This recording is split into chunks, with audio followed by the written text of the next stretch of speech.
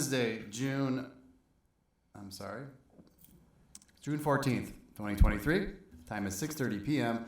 I am calling this meeting the Macomb Township Board of Trustees to order. We will now say the pledge. Pledge allegiance to the flag of the United States of America and to the republic for which it stands, one nation, under God, indivisible, with liberty and justice for all. Clerk Posey is absent, so Mr. Cardamom will be serving the clerk functions. Mr. Cardamom, will you please call the roll? Yes, sir. Trustee Cusimano? Here. Trustee Lucido? Here. Trustee Oliver? Here. Trustee Nevers? Present. Treasurer Drollet? Here. Clerk Posey is not present. Supervisor Viviano? Here. Moving on to approval of the agenda. This time, Mr. Cardamom, I'm going to ask to add an add-on for the purchase of playground equipment. I'd like to make it item 21A. Are there any other requested additions, deletions, or corrections? Yes, there are two proposed removals. Number 13, proposed removal request to award the contract for the 2023 sanitary sewer rehabilitation CIPP lining to SAC Construction. Also, number 17, proposed removal request to schedule public hearing for street lighting, a special assessment district resolution for Pheasant Run condominiums, phase 2 for July 12th. There are also additions, as you mentioned, number 21A, request to award playground equipment for Pittsford Park to Mid-States Renovation. In addition, there are 4 proposed add-ons, 24 through 27. Appeal of FOIA 2023-067 is item 24. 25, appeal of FOIA 2023-068. Number 26, appeal of FOIA 2023-075. And number 27, appeal of FOIA 2023-080. Chair can make a motion to approve the agenda with the additions and deletions as described by the Deputy Clerk. Support. As to item 13 being removed, I just want to make a brief explanation. That was returned to the agenda because last meeting we postponed it with a date certain, that date being today. In the interim amount of time, the DPW director and I and our other professionals on the staff reviewed that RFP. We determined that the specs that were in the original RFP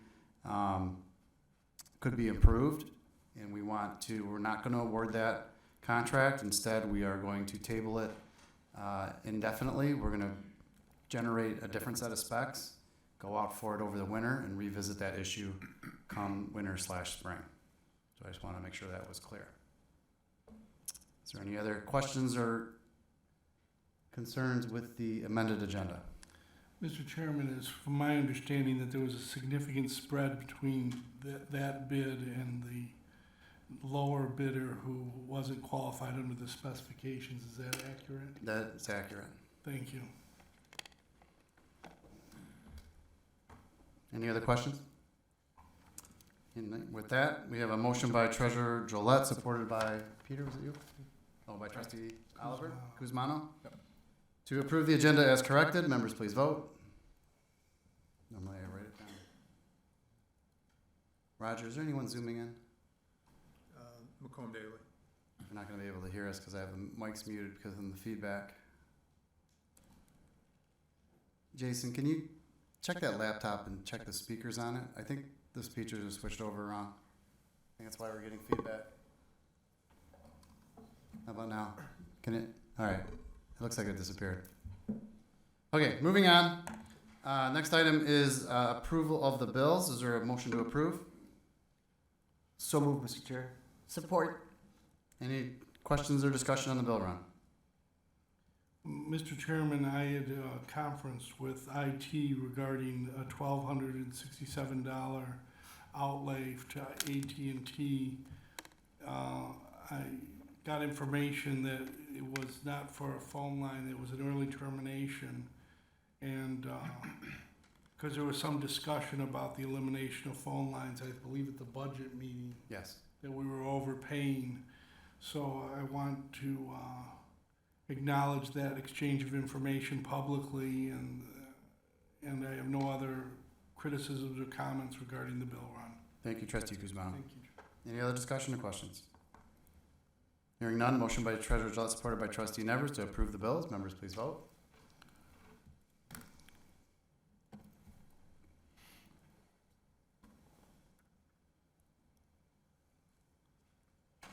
Motion passes unanimously.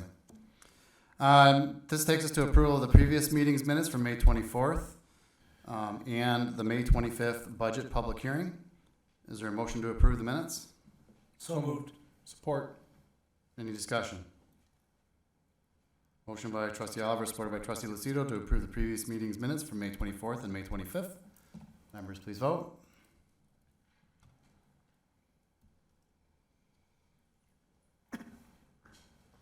Motion passes unanimously. This will take us to public comment. Anyone who wishes to make public comment, if you're participating remotely, you may digitally raise your hand. This is for agenda items only.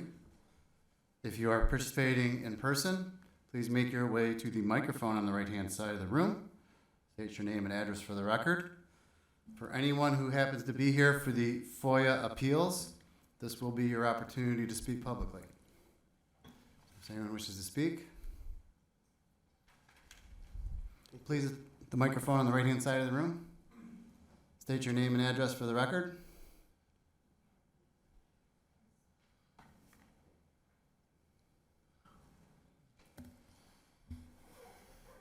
Good evening. So I thought we fell under 26. So I just want to make sure I'm Yes, not out all- of line. Our board procedures is that all agenda items are addressed in this section of the meeting, so if Okay, public so it has, doesn't matter that there's 24 and 25 ahead of me. that's correct. Okay, so good evening. My name is Sandy Orlando. I reside in Shelby Township. I'm a Macomb County resident. I'm here to speak on behalf of Mike Butts. I'm here in his proxy, and it's regarding the denial of the FOIA request. I do have a question. Is there an IT specialist here, or is Clerk Posey planning to come? So, right now, this isn't a dialogue, this is a chance for you to make public comment. Right, so the board reason- will- The board will respond if they choose to at the time of the agenda. Right. So typically, in my experience, the boards will have questions, and there's either an attorney, an IT, or the clerk there to answer. I'm just wondering if are any of those people present? If we have questions when we reach the agenda item, we'll reach out to whoever might be here. Okay. So, and how much time do I have? You have 3 minutes, it's up on the board here. Okay. Give you a few extra seconds. 'cause Oh, we I'm had a little sorry. confusion. Okay, all right, thank you, because, okay. So anyway, so I understand that the FOIA denial was based on personal identifiable information concerns and cybersecurity. Okay, so I'm not a cybersecurity expert, I'm not an IT expert at all. But what I do want to draw to your attention is the law is very clear. I don't know if you had a chance, if any of you have had a chance to read it, but the law specifically states 168-811, the excerpt, it states that all election poll books, anything pertaining to elections is to be kept for 24 months in Michigan. There's also a directive, one of the attorneys brought to our attention that the Secretary of State is the chief elections officer, and she's a supervisor over elections. So they kind of alluded to the fact that her directives could override the law, which we know that's not true. But what I also found is on the EPB, process overview, there is a section on page 4 that says uninstall and delete within 7 days of certification. There is this asterisk here, and you're welcome to look at it. And the asterisk says, unless a recount, court challenge, or audit is pending. So right now, there are several court pending election court cases pending in the Court of Appeals. I'm not sure if Secretary Benson let the clerks know that. I'm not sure how that works. So just, your time is up, but you had some procedural questions, so I'll give you an extra like 30 or 40 seconds. Okay, If you want to make a concluding statement, now would be a good time. Okay, so my moving statement is, with that said, we need the FOIA request approved. We would appreciate it being approved. I want you to know that none of us are here because we don't want to go after a clerk in any way. We just want to make sure that our poll book records are maintained at the township clerk. And if we have any questions, we need to FOIA it. We would redact the lawful information as requested, like the driver's license, day of birth, and year of birth. We were following the law. We did receive a FOIA request from Macomb County. The attorney responded and gave us what he could give us at the county level, and did direct us to go to the local clerks to get what they didn't have that the local clerks would have. So, 3 minutes is tough when you're, it's tough because there's more to this. I just want everybody to know that we do not want to have to go to the next step and go to somebody and say our clerks broke the law, they don't have the information we need, and they refuse to give it to us. Okay, thank you. Okay?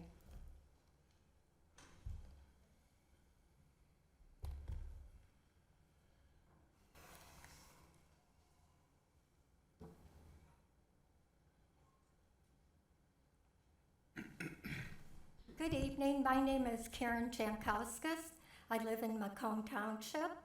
I would like to have you adhere to the law, which I have copies of for anyone that does not know it or understand it. And I would like you to approve our FOIAs. Mine is 2023-068, and I do plan on having that approved tonight. Thank you. Thank you.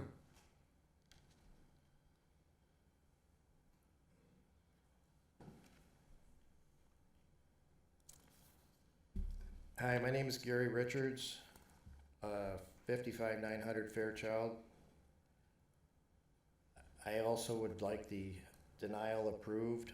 You've based it on MCL 15243, but you're kind of not looking at 15244, which says this information should be available, excluding the part that you have to redact. And also that Memphis has given us the information that we need, and yesterday Harrison Township has decided to give us the information too. So I'd really appreciate if you look at these laws so that we can get this information that we're requesting. Okay, thank you.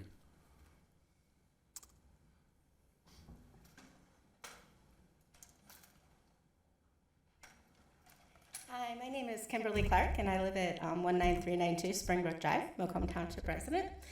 I actually would like to also ask for you guys to approve the FOIA and to provide the data. And I know it's been suggested at other meetings that giving this data would give proprietary information, it would give the code, the source code. I work in finance, and I work with databases like every day. I'm a system administrator. You can certainly write SQL, and you can pull the data without having any of the personally identifiable information, without giving any source code, without doing anything. And even if the records, and again, even if records have been purged, there's always, nothing ever is truly purged if you have IT experts. Usually you can always pull data back. So, again, we're just trying to look at the data, to see the records. It's within the law. We're asking that the retention laws be upheld. And really the clerk's office is where we're supposed to go. It's not supposed to be the state. It's not supposed to be the county. And, I guess that's all. I just like to, we're just trying to understand, just make sure that things were done correctly. Thank you.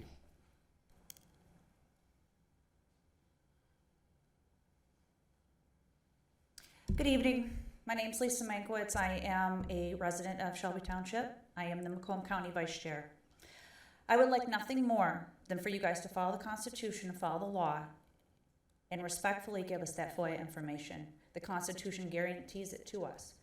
We have very large meetings, and I'm going to be asked on a report when I go back, and I'd be so pleased to say that you guys are doing the right thing, that you guys are heroes, and that you adhere to the law. Thank you. Thank you.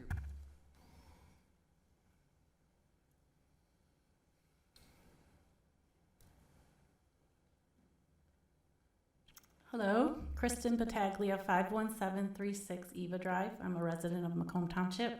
Don't have any prepared remarks, just want to support the citizens requesting the FOIA denial be approved tonight. Thank you. Thank you. Is there any other public comment on agenda items this evening? Agenda 10, can I speak on that? You sure can.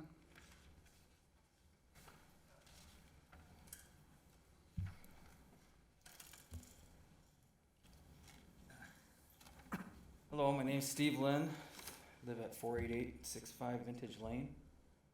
I just had a few questions. I know that the road's gonna be replaced, and I understand that it's gonna be chaos there.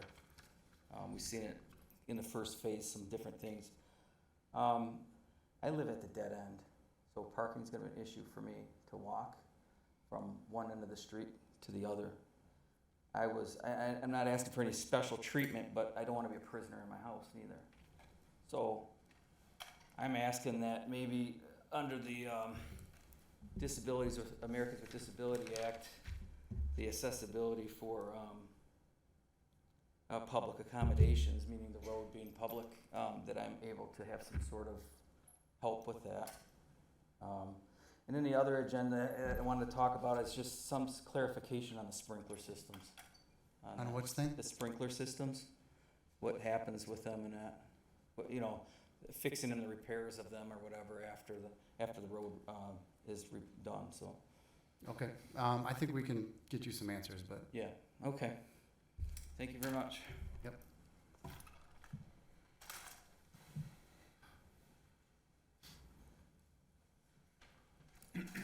Any other questions, any other public comment on the agenda?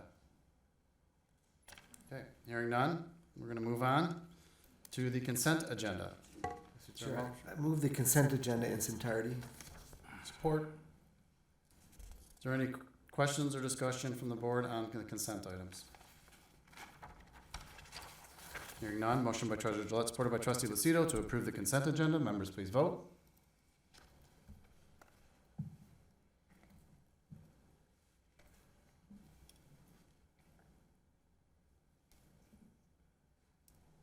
Motion passes unanimously. This takes us to item number 8. This will be a presentation from our water rate specialist, Dawn Lund of Utility Financial Solutions.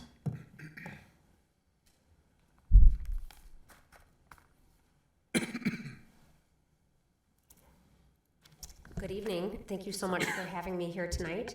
I'm Dawn Lund, Vice President of Utility Financial Solutions, and our firm conducts cost of service studies, financial plans, and rate designs for utilities across the country, Guam, and the Caribbean.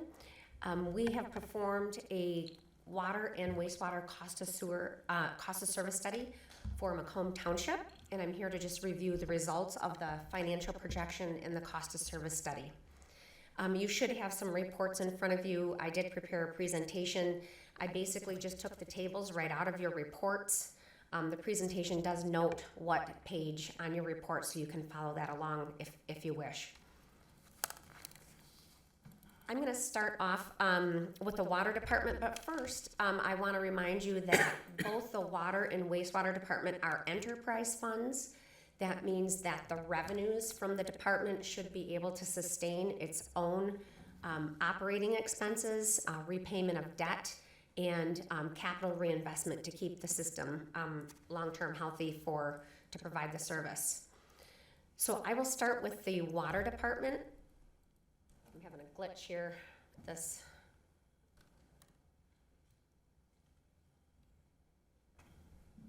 Are you forwarding it for me, or? I just tried to. Okay, yeah, can you do one more, please? Sorry about that, I don't know why this might not be working from there.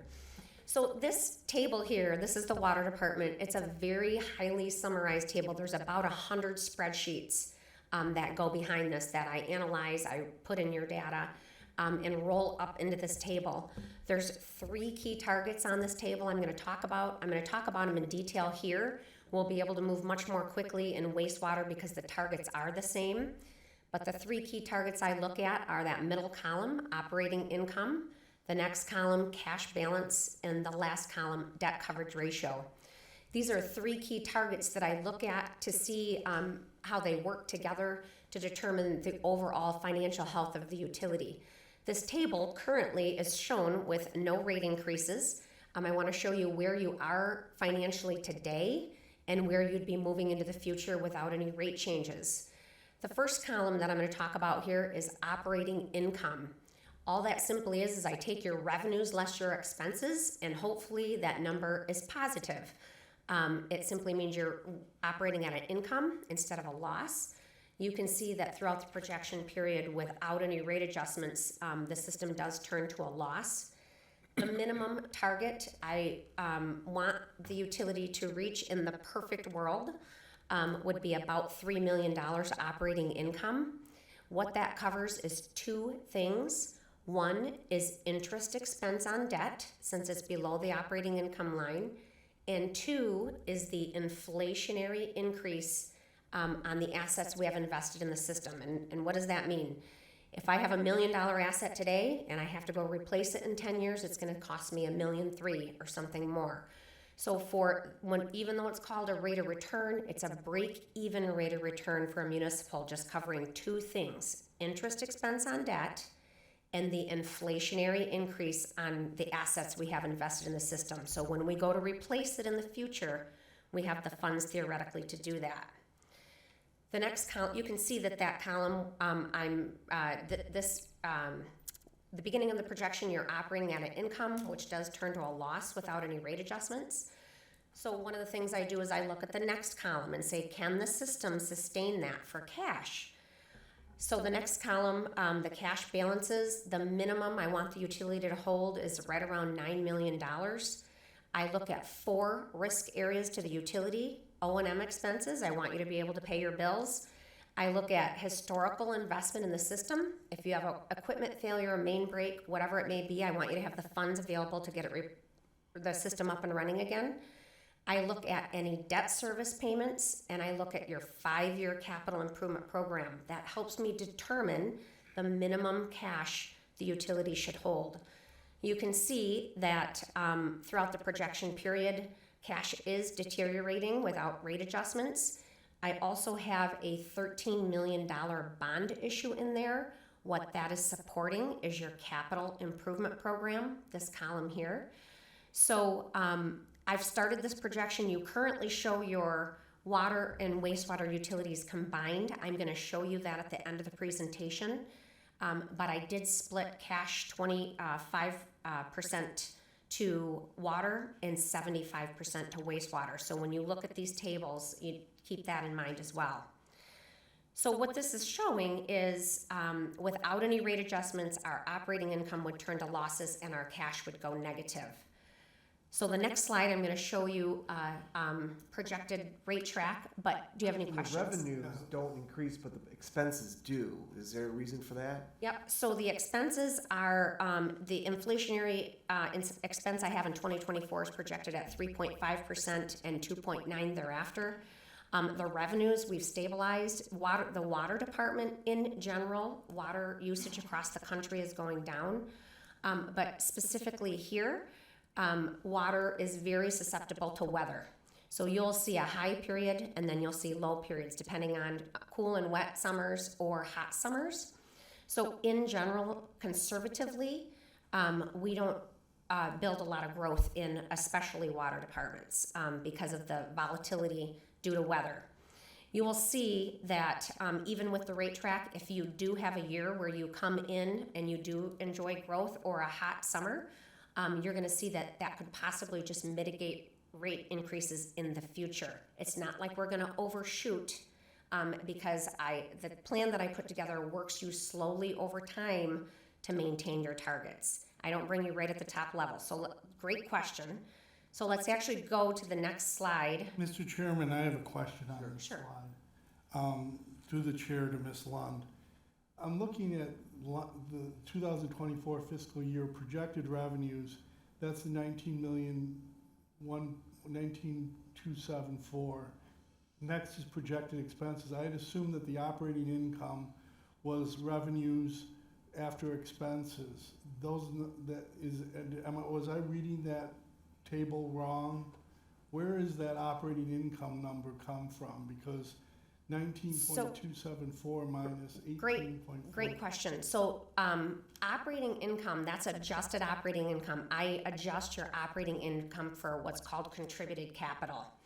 When you have a developer or a grant or something given to the system that you claim the asset, but I have to remove the depreciation on contributed capital for rate-making purposes. If I don't do that, we can be considered double charging our customers. Yes.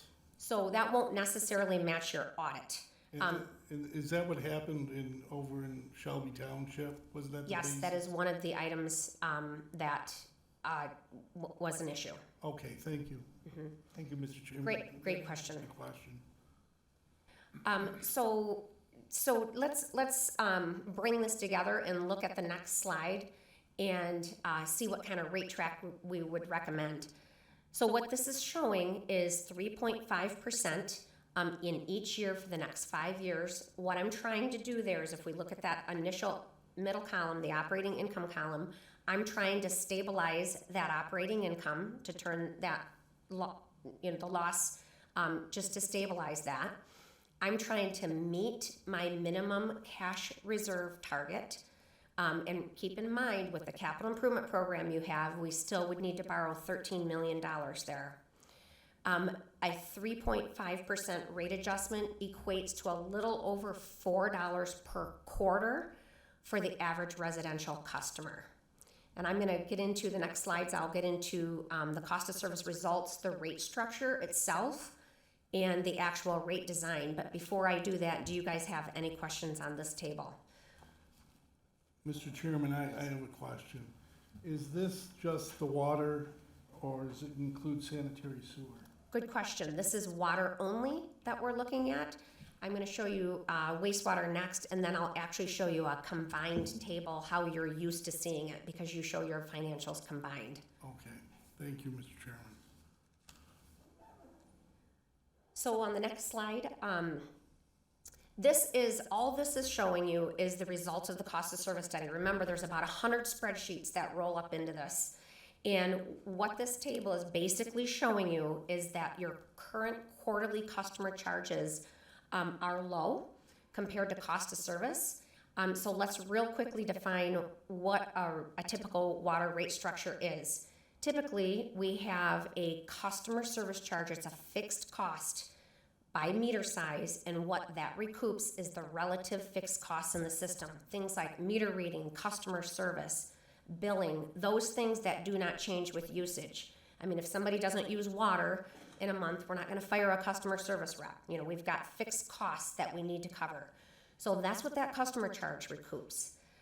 The other part of this is a variable cost. You charge per 100 cubic feet, and that recoups the relative variable costs in the system.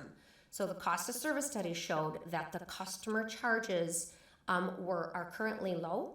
We certainly would not move to the cost of service charges immediately. It would take time, 5 years, 7 years, to move to that cost of service charge, because what we don't want to do is create rate shock to the lower user.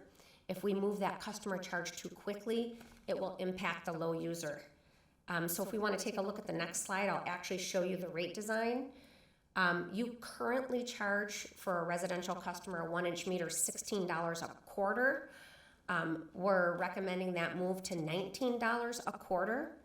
The variable component, the 100 cubic feet charge, would move from $4.40 to $4.47. Again, for an average residential customer using 15 CCUs or 1,500 cubic feet, in a quarter would be a little over $4, $4.05 for the quarter. Do you guys have any questions on water before I get into wastewater? And then I'm going to show you the utilities combined. I think we're good. Okay, well, thank you. And we'll go another one. So again, this is the same table we looked at. I'm looking at those same three key targets: operating income, cash balance, and debt coverage ratio. This table is shown without any rate changes.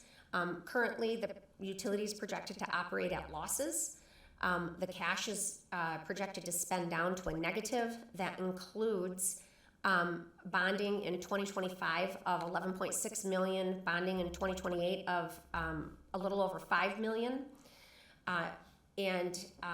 That is, of course, a direct relationship to the capital improvement plan that we have projected. So if we look at the next slide, we'll be able to see what type of rate track we're recommending. We're recommending 4.9% for the next 5 years. You can see that it stabilizes operating income. It turns those losses around. I'm not meeting my perfect world target. I'm just trying to stabilize that income, that loss, and turn it into an income. My cash balance, I'm just meeting my minimum. That's with the 2 bonds that I have projected. And a 4.9% rate increase is about a $4.80 increase to the average residential customer for the quarter, using 1,500 cubic feet per month. The next slide I'm going to show you is a combined table, but before I do that, actually the next slide is going to be the cost of service results, but before I do that, do you guys have any questions on this table? And then I'll show you the utilities combined together, how you're used to seeing it. Anyone? Nothing for me. We're good. Great. So this is the same results as the water. It shows that your current quarterly customer charges are low. We would move those up over time. We have to do it slowly. We don't want to create rate shock to that low user. So if we go to the next slide, we can show you the actual proposed rate design. You currently charge $14 a quarter for a 1-inch residential customer. We're proposing that move to $17.75. The variable component moving from $4.18 to $4.25. The average residential customer using 15 CCUs a month would see about a $4.80 increase per quarter. The next slide actually will show you the table combined, how you're used to seeing it. Because if you notice, if we want to go to the next slide, thank you.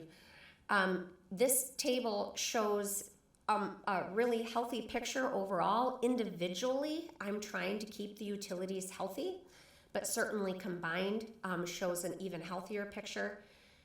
This is showing with the 3.5% in water, the 4.9% in wastewater. You can see operating income is stabilized. I'm not meeting my minimum. That's only a 3.5% rate of return. That's $7 million. So you're seeing something much lower by not meeting that operating income. But I'm trying to stabilize that with the cash balance. If I can sustain keeping my rate increase as low as possible and not meet my operating income, but yet I am at least stabilizing my cash and meeting my minimum, that's a minimum rate track I can put in, and that's what I've done here. Most importantly, your debt coverage ratio here with the debt that you have projected, if you're issuing revenue bonds, the minimum that would need to be is a 1.25. For prudent financial planning purposes, I certainly would like you to have that above a 1.45. And you can see that that rate track meets that requirement. So this is basically a minimum that we've put in. Back to one of your original questions about growth, because I didn't have growth in here. You can see that if you do enjoy growth, or you do enjoy a period of a hot, dry season where people are using a lot of water, it could possibly mitigate the increases in the future, but most likely will just help you reach your targets more healthy. So with that, do you guys have any questions on anything I've covered tonight in water or wastewater? I had a question, if I could. Sure. residents usually will ask or post on social media things like, you know, they have the solution that if we had second meters or, you know, some other things that other municipalities are trying. Could you maybe talk a little bit about how and why that may or may not work based on rating structures and things like that? Are you talking about second meter for sprinkling Yes. meters? Okay, Yes. great. So you actually do have a second meter. They have the option for that, but you have to pay for that second meter. So there's pros and cons to doing a system like that. Real briefly, when you're talking about a second meter, it's a second meter that you put on your water system that measures how much sprinkling you're using, and then that is used as a deduct for wastewater. We know that you're using it for sprinkling, it's not going down the system. The problem with a system like that is now you have 2 meters, the customer has to pay for 2 meters, the customer has to pay a plumber to come in and plumb all that. There are other ways to deal with wastewater usage without having to have a second meter. So on a cost of service basis, having a second meter isn't going to help. All that does is it measures what's going through for the sprinkling system, and of course that adds cost to the customer and cost to the utility. You have to now read 2 meters and administer that and send a bill on that. So when we look at the cost of service, we're looking, the main functions we're looking at are the cost to treat water, the cost to treat sewer, what that costs you, and the infrastructure in order to be able to give your customer service. And again, the plan that we have here, we've tried to do it slowly and incrementally. You could sustain much larger rate increases, of course, to get those targets healthier more quickly. But we're just trying to put it at a minimum and work you toward health over time. Thank you. Thank you. Frank, did you have something? Yes, I have a question. In an earlier slide, there was a $13 million bond. Is that for fresh water supply? That was on the water, and on the wastewater, there was, could you mind backing up a couple slides? 24,618. So this is wastewater. Wastewater is projected to have an $11.6 million bond and a $5.3 million bond. So you're looking at, you know, $16, $17 million there. And then if we go back a couple more slides, there's a $13 million bond in water. That's for water. Okay, was there a slide with 24 million? That was combined. Probably combined. That's the combined. Yeah, right there. 24 million in that year. That's 13 million in wastewater and a little over 11 million in, 13 million in water and a little over 11 million in wastewater. So there's no bond instrument or debt right now on either the wastewater side or the water side. So wastewater, you currently hold debt. If you want to back up a couple more slides, let's. Yep, right there. So see that last column here, this last column, this debt coverage ratio column shows you currently have debt in wastewater. Okay. If we backed up another couple slides, you don't have debt in water. The debt coverage ratio, you can see, jumps on here right after that $13 million bond issuance. Good question. All right, thank you, Mr. Chairman. That's all I have. Okay, thank you. Great, thank you. Well, I just had a quick, broad question, if I might. Don, thank you for the rate study. Appreciate it very much. I know your company has done these. I don't know how many municipalities and communities your company has assisted. Is what you've seen in Macomb Township part of a broader trend that's happening in water and sewer in other areas you work, or is there anything unique that you're seeing here? I mean, we haven't raised water rates last year, and we didn't raise water rates the year before, and we didn't raise water rates the year before. It's been 3 years while inflation is raging around us. You have, these are low rates increases that I'm seeing. Most systems are going through rate increases. The state of Michigan, you were required to put together an asset management plan. Asset management plans, of course, came in much higher than what systems expected, and now with the major increase in costs, what the asset management plan was put together, you know, a year or two ago, certainly costs have skyrocketed since then. So this is not unusual at all. In fact, if anything's unusual, it's that the rate you're able to enjoy lower rate increases. There are some systems, of course, that need to have much larger rate increases in order to be able to support the capital infrastructure needs that the asset management plan identified. Thank you. Good question. Thank you, Ms. Lund. Mr. Any other Chairman, I have a question through the chair regarding the capital improvement, the 5-year capital improvement plan. I want to confirm with the Department of Public Works that those repairs as projected are reasonable and necessary to maintain the system, both wastewater, sanitary wastewater, and also fresh water. Could you speak on that? Yeah, that's correct. Both DPW and engineering have worked together to compile a list of capital projects that are necessary for the system. These are needs, not wants. And through the chair again, historically, have we pretty much hit those projected costs other than the lapse that we had for COVID? Yeah, the biggest challenge with capital projects is time in terms of permitting. When you got to go to the Eagle, to the county, things of that nature, things take more time, so we might be able to try to plan for it capital-wise. We're dependent on Eagle and the timing of they get to get permits through, so a lot of that's dependent on Eagle and getting timing for the permits. But yes, we stay on target to make sure we hit these things within a year or so. So just to reiterate for any of the citizens who are watching this, it's, in your opinion, as an employee of the township, acting in good faith, it's reasonable and necessary to maintain the system to expend those costs into the future. That's correct, yes. Thank you, Mr. Chairman. Kevin, I have one question for you as long as you're up here. Yep. And just to put all this in perspective, we have, I believe it's over $100 million in assets that just in pipe in the ground, correct? Yes. And that's at cost basis. Yes. And costs over the last 30 or 40 years. If we were to replace all of that today in today's dollars, you're probably talking $1 billion in assets in the ground. Would that be fair? That'd be fair. Okay. So, and we're not replacing it, we're I'm just- relying, No. Just trying to describe the magnitude of the infrastructure that the Yeah. DPW department has to maintain. it's a significant asset of the township. Yes, costs have increased significantly. I mean, brass and copper alone have increased 50, since we've last raised a rate, they've increased 50 to 60% since 4 years ago. So it's exorbitant. Okay, thank you, Mr. All right, Chairman. thank you. That's all I have. All right, any more questions on the presentation before we wrap it up? No, thank you very much, Don, for all your work. Thank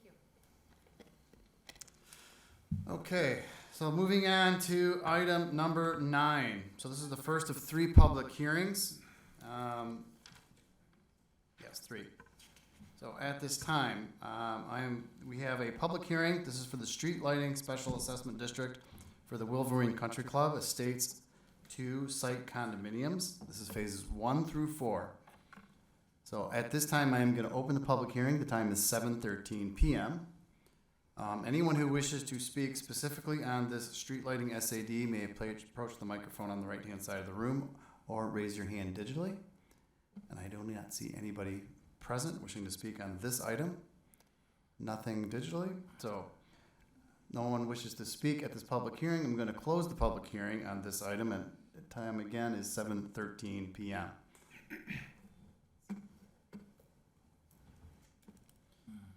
That'll take us to number 10. This is the next public hearing. This is for the Vintage Lane Road Replacement Special Assessment District, SAD number MA 105-P. At this time, I'm going to open this public hearing at 7:14 p.m. And again, if you wish to speak on this item, I know we had one comment on it during public comment, you may speak on it now. Nobody present? Nobody digitally, Roger? No, sir. With that, I'm going to close this public hearing. The time is also 7:14 p.m. The next item is item 11.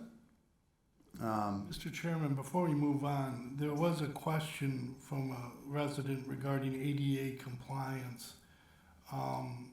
Is it appropriate to wait until we vote on it, or I would appeal to the chair to have that question answered by legal counsel while the resident is present? Just while we were dealing with other things, I actually asked Crystal to get the gentleman's information so that we could get him all the information we need, All right, that he needs. all right. It's gonna be more of a facilitation aspect from the engineering department. Oh, okay. All right, well, thank you. I withdraw the request. Okay. Thank you. So for the next items, item 11, a public hearing on the 2023-2024 fiscal budget year. Stacy, do you want to make a comment before I open the public hearing? I was just gonna give a quick overview. Do you want me to do that before? Okay. Just do it real quick. So this is our second public hearing on, I think it was May 25th, we had a 4-hour public hearing where the board discussed a variety of things. The tax revenue accounts for 43% of the governmental revenue, and with that, later tonight, the board's going to approve the millage rates for the upcoming winter taxes. With that, the fire pension has a proposed decrease of a .0275 or a 31% decrease in that millage rate, as well as due to a reduced renewal that was voted on last August in the Parks and Rec millage has a decrease of .04 or a 1.6% decrease in that millage rate. No other taxes have any increases or decreases in the general operating, fire operating, or the law enforcement rates. As far as the budget, the overall revenues across all funds did decrease about 6.4% over the current budget, but that is due to a one-time $6.8 million ARPA revenue grant that we received in this current fiscal year. Operating expenses in the governmental funds has increased only about 2.3%, while the overall expenses across all funds increased 15.6%. That is mainly due to capital projects. A large one to notate is in the municipal roadway fund, expenses are up 76% due to $9.5 million in roadway and sidewalk projects. Parks and Rec is up about 12% due to a possible roof replacement next year. Fire operating is up due primarily to a $1.5 million remodeling project. And general fund expenses are up about 32% from previous year budget due to the higher than normal contribution to the municipal roadway fund due to those $9.5 million in roadway expenses.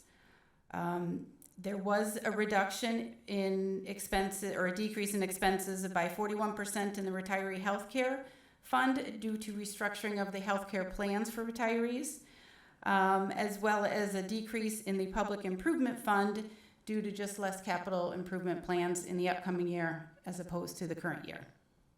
That is all I have for now. Okay. And with that, I am now going to open the public hearing portion. This is the public hearing on the budget is open. It is 7:18 p.m. Anyone who wishes to make comment on the proposed budget for the next fiscal year, now is your opportunity. I don't see anybody present. Is there anybody digitally who wishes to weigh in on next year's fiscal budget, your fiscal year budget? Okay, with that, I will close the public hearing. The time is also 7:18 p.m. Thanks, Stacy. Okay, this is going to take us to new business. Next item is the request to approve the water and sewer rates for the year beginning July 1st, 2023 and ending, and for July 1st, 2024. I should state the rates, which I had here a second ago. Mr. Just to understand, are we setting the rate for the upcoming year beginning July 1st, 2023, or for 2 consecutive years? One moment.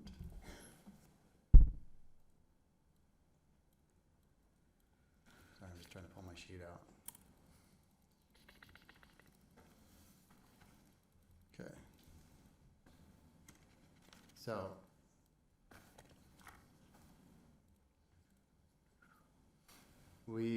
the proposal on the table from DPW is to set a 2-year rate, and it's outlined in the board packet. The rate for effective July 1st, 2023 for water service charge would be $19.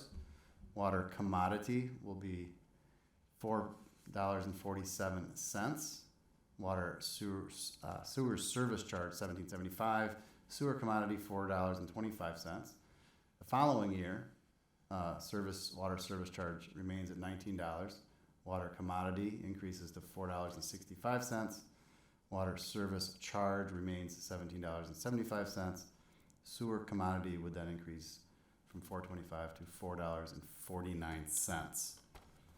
So that is the current request for a motion. And the combined effect of these rate increases would be equivalent be of what, the 4.9%? Well, we can get that in discussion, but I guess Okay. we need to advance it to discussion. Is there a motion to approve the water rates? So moved. Support.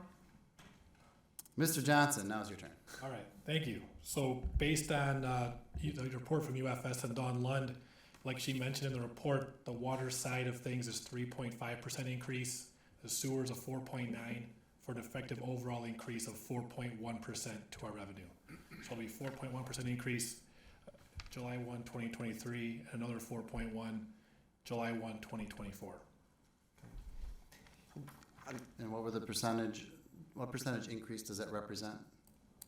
It's a 4.1 4.1 overall for the entire thing. 3.5 for water, 4.9 for sewer. So, if I may, Mr. Chair, thank you. Through you to Kevin, is there a reason why we'd set the rate for 2 consecutive years instead of setting it for the year moving forward and then see what kind of weather we've had and how it may affect future rates? A lot of it was based on, working with engineering department, capital planning and projects we have in place. We felt that, we can accommodate a 2-year plan, keep within the budget and the capital plan for 2 years, avoiding having to do another, typically the department or the township does a study annually. This will avoid an annual study. We could honor these numbers for 2 years and look at revisiting another study in 2 years. When the potential for a bond comes due, then we can review with finance, engineering, and DPW to see if it's needed, how much is needed, and those types of things. So it'll save us from having to do another study next year. I guess I'll weigh in. I think one of the directions that was given from the board in previous water rate discussions was the attempt to avoid the cost of an annual review with a water rate consultant. And this approach, they were comfortable taking to stick it to 2 years.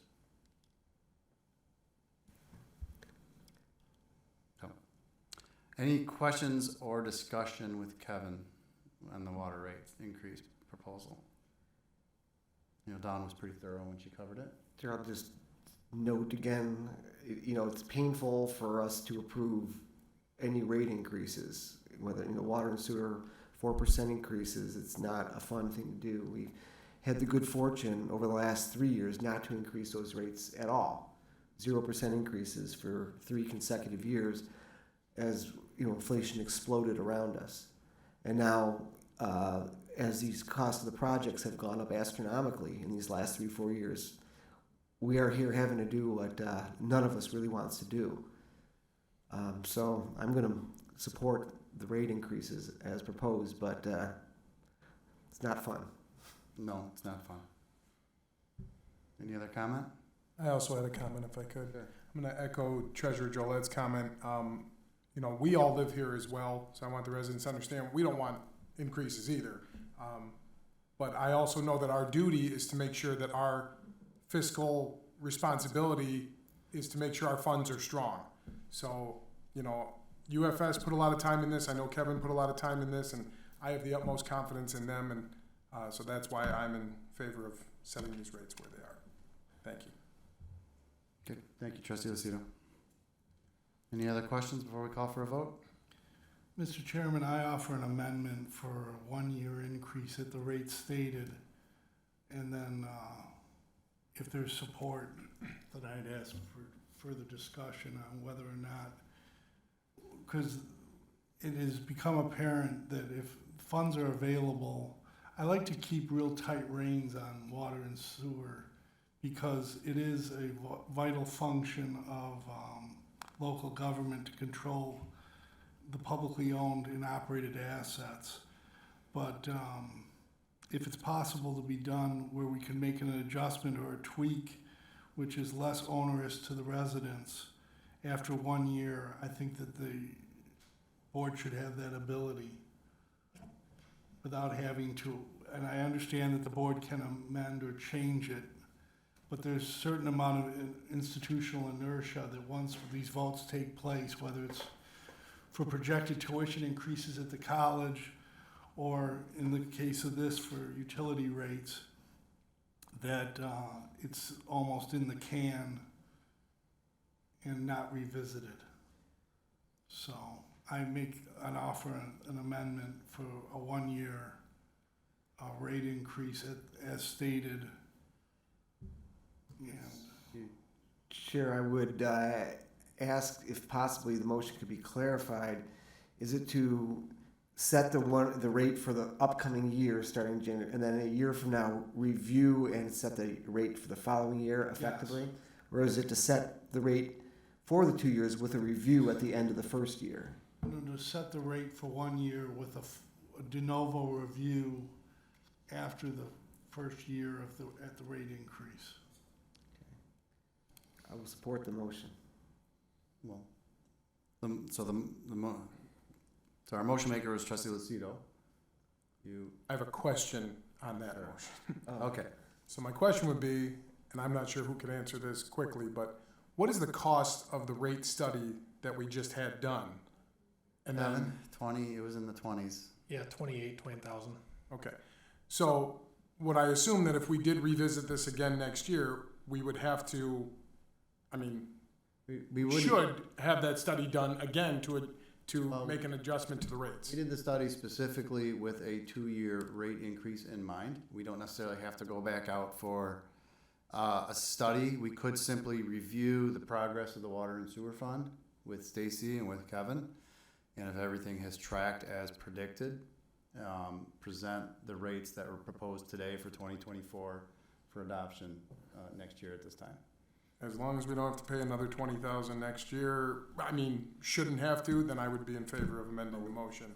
I just don't want to spend more money. I can't say that other if things money. change dramatically, Sure. we wouldn't suggest getting another rate study done because we're uncertain. Sure. But we could do that. But we're not certain. We've just spent a lot of money and a lot of energy on a rate study, which really only increased each household $4 a month? Is that what I understood? Roughly? I think it was about $12 per, $4 a quarter, $12 per year. Quarter, so it's around $4 a month. Yeah, about $4 a month. And we could revisit this a year from now and end up possibly even paying more. Well, none of us know what the future holds.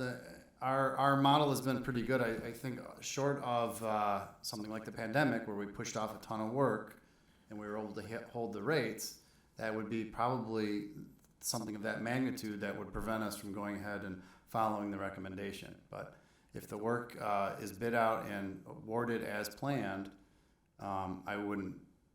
That's my assumption of the way things will go. But we can table that second rate increase and let it play out and come back. And what my suspicion is, we'll come back to this and we'll realize everything went according to plan, and we will increase the rates exactly as presented today.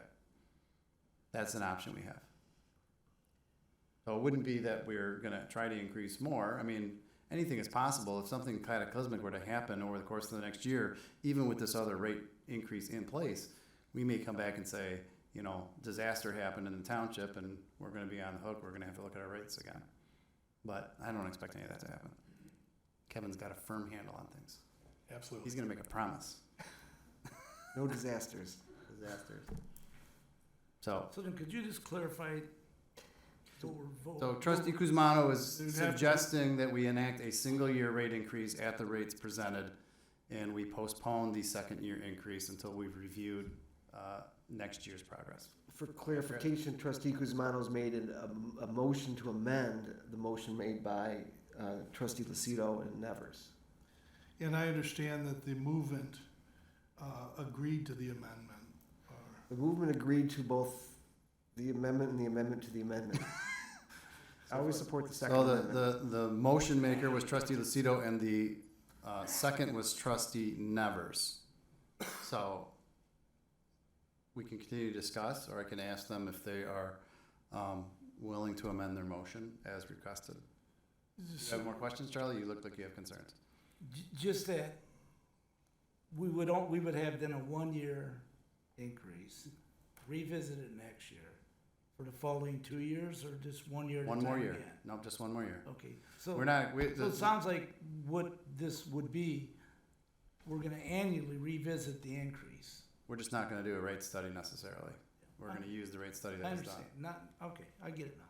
Okay. All right, thank you. Trustee Lucido. As long as we're not required to do another rate study, I know we could, as long as not required to, then I would be open to, or I would amend the motion to. Trustee Nevers? I would support that. Okay, so that's the amended motion. Any more questions or discussion on the amended motion? Motion by trustee Lucido, supported by trustee Nevers to approve the water and sewer rate study.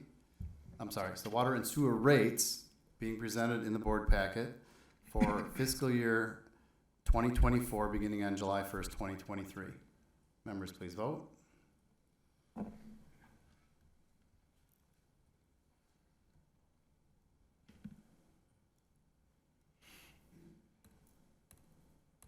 Motion passes unanimously. Thank you, Kevin. Oh, you got more. Sorry. So item 13 was removed, as mentioned earlier. That'll bring us to item 14. This is a request to award a contract for the fire suppression system for the town hall server room to Shambaugh and Sons Contractors and Engineers in the amount of $33,194. Is there a motion to approve? So moved, Mr. Chair.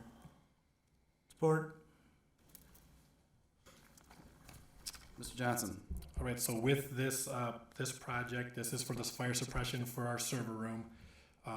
This was an invitation for bid. So we had three bids come in. One was from Healy Fire Protection, who ended up becoming disqualified because they did not complete the paperwork as required, mainly this no signature page, so that was disqualified. Vanguard Fire and Security did not meet the specifications set forth in the bid, mainly connecting to the existing system and disconnecting and removing the old system. So there's a lot of work there that was not a part of it. So they did not meet the qualifications to perform the work because they weren't going to do all of it. Shambaugh and Son was the only company that met the specifications and was willing to perform the work as intended in the bid. So I guess with the bid process, given it that this bid has to come to the board for approval to see if you guys are interested, and with this recommendation would be to have Shambaugh and Son perform the work at $33,194. One of the concerns that we potentially could have with this room is our server room. This is what the township functions on. So if any water were to hit the server, there's a lot of damage that could occur. We have data backup. We don't have server backups, meaning if that server room were to get wet or fail, that technology gets wet, we would have to buy servers, buy technology, wait for that stuff to come in so that IT could load everything back onto the servers, perform all that work, which would be a lot of downtime for the township. So while this cost is a little more costly than the other bids, there's potentially significant risk, if that room were to catch fire and the server were to get wet. Thank you, Mr. Johnson. I'll just add in, this came to our attention because when we renovated the basement, we learned that our fire suppression system for the server room was non-functional. It's a chemical system.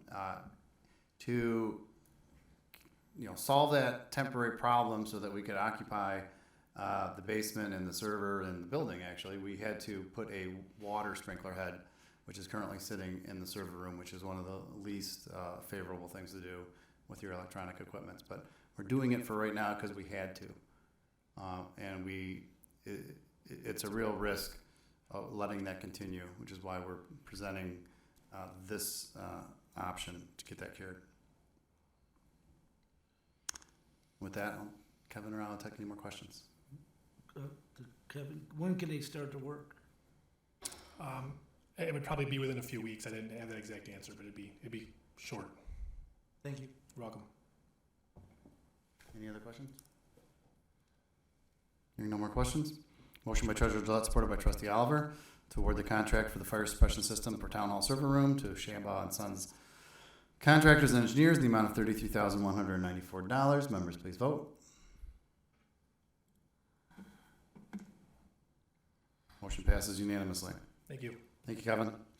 This will take us to item 15, as a request to adopt the resolution for the street lighting SAD for Wolverine Country Club Estates 2 site condos, phases 1 through 4. Is there a motion to approve to adopt the resolution? So moved. Support. Mr. Van Tiffelen. Yes, Mr. Chairman, board members. This is a brand new development. The township requires that streetlights go into all new developments. This is the mechanism that the township has to collect the funds from the residents in order to pay the DTE bill for the lights. So we have reviewed the resolution and are recommending approval. Thank you, Ms. Van Tiffelen. Any questions or discussion?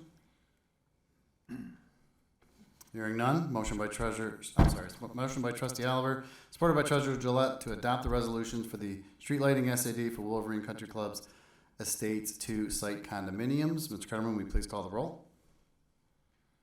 Trustee Oliver? Yes. Treasurer Drollet?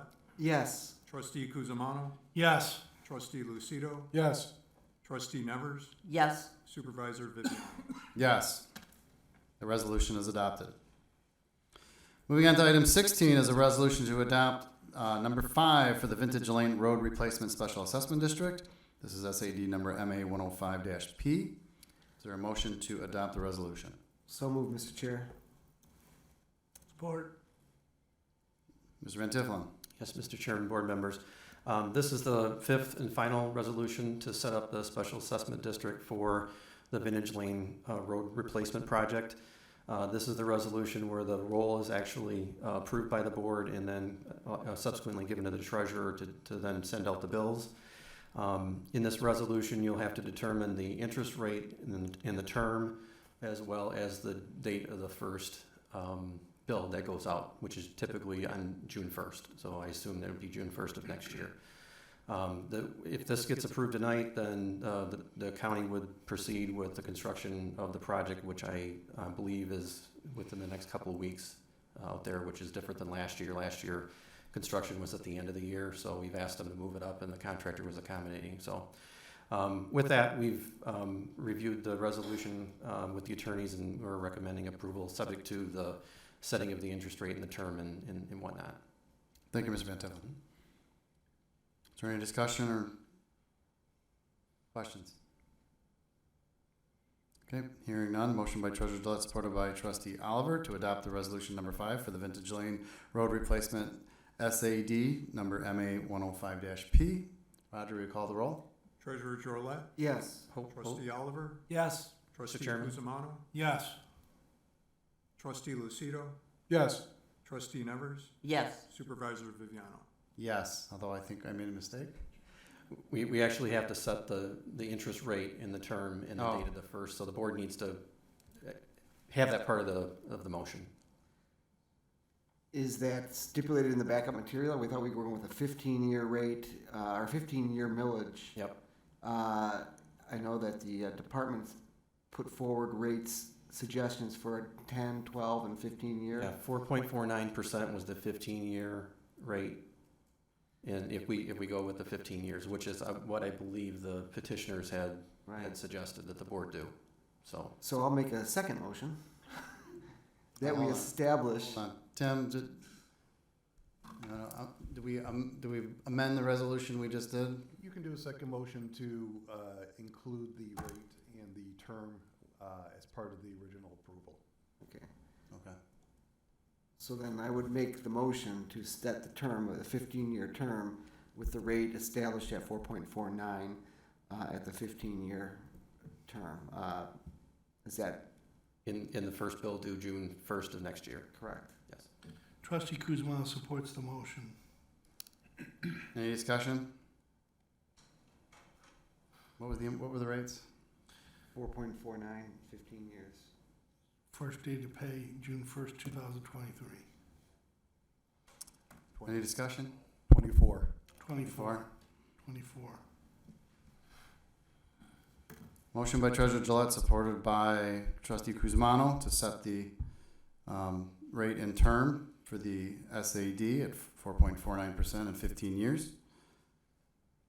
This will be a Do voice roll- vote do only. voice vote? You want to do roll call or do you want to do voice vote? We'll do roll call. There will be no electronic vote for this. Okay. Treasurer Rudd? Gillette, Yes. Trustee Kuzmano, Yes. Trustee Lucido, Yes. Trustee Oliver, Yes. Yes. Trustee Nevers, Yes. Supervisor Viviano. Yes. Motion carries.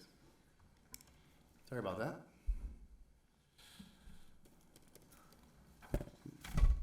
Okay, that'll take us to item 18. Number 17 was removed. This is a request to execute a cost-sharing agreement for construction costs with the Macomb County Department of Roads for a bypass lane along 21 Mile Road at Autumn Ridge. The amount is $121,937. Is there a motion to approve? So moved. Support. Mr. Van Tiffelen? Yes, Mr. Chairman, board members. Autumn Ridge is a residential street that is on the south side of 21 Mile, just west of Heidenreich. This is the last of the bypass lanes that the township has requested that the county install to help traffic flow on 21 Mile as best it can. They have gone out to bid. The results are in the cost share agreement. This is a project that's split 50-50 between the county and the township. The township's portion of it is $121,937. We've reviewed the agreement and are recommending approval. Thank you, Mr. Van Tiffelen. Any questions or discussion? So hearing none, there's a motion by Trustee Oliver, supported by Trustee Lucido, to execute a cost-sharing agreement with Macomb County Department of Roads for the construction of a bypass lane along 21 Mile Road. Members, please vote.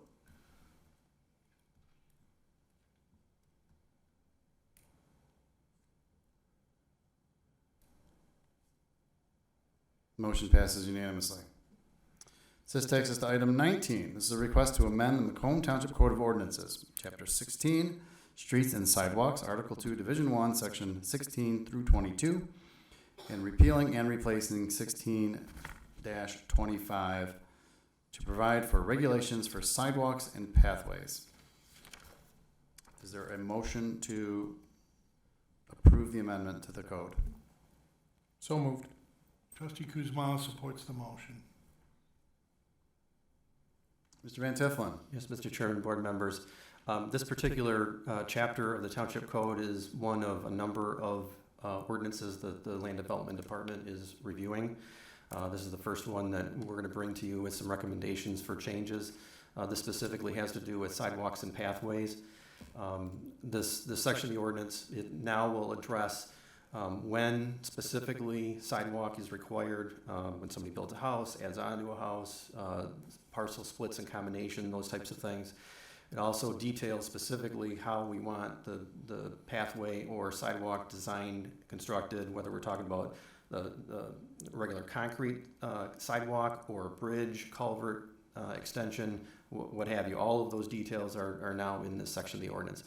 Also, the ordinance talks about the maintenance responsibility that the homeowner or property owner has in keeping snow and ice off the sidewalk in the wintertime, overhanging trees, shrubs that might be next to the sidewalk, leaves or dirt or debris on the walk, as well as cracks and differential settlement. You might have a tree root that's growing underneath the sidewalk that's causing it to come up.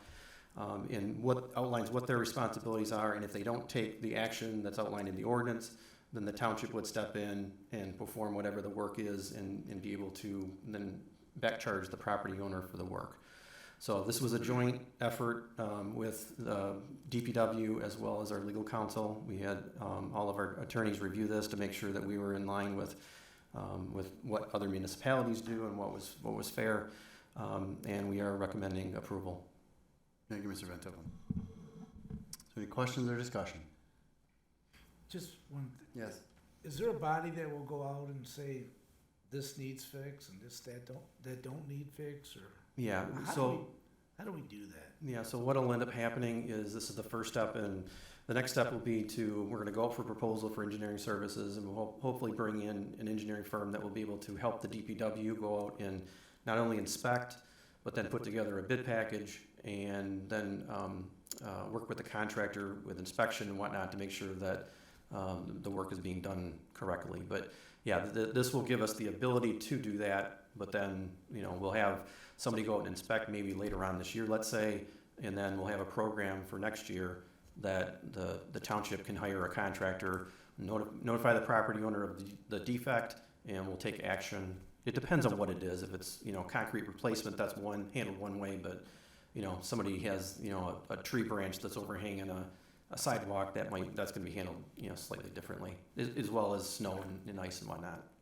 But that's all outlined in this new ordinance. And the property owner will bear the full cost? Yes. Yes. Including the cost of engineering services and, whatever cost the township has will be passed on. Okay. I will say in general, this is actually a much more cost-effective way to maintain sidewalks than having a homeowner try and contract a contractor who's gonna charge them at least $5,000 just to roll their trucks out of the driveway, to repair 1 or 2 or 3 flags of concrete. So this way it all gets looped up into one big project. Good. Thank you. Any other questions? Hearing none, we got a motion by trustee Lucido, supported by trustee Kuzmano, to amend Macomb Township Code of Ordinances, section 16, streets and sidewalks, article 2, division 1, section 16-22, and repealing and replacing section 16-25 to provide for regulations of sidewalks and pathways. Mr. Cardamom, will you please call the roll? Trustee Lucido? Yes. Trustee Kuzmano? Yes. Trustee Oliver? Yes. Trustee Nevers? Yes. Treasurer Drollet? Yes. Supervisor Viviano? Yes.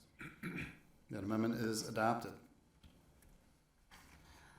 This will take us to item 20. Mr. Chair, Yes. I'd like to make a motion that the township set the general operating millage rate at 0.6258, which represents no change in the rate other than the Headley rollback adjustment. Support.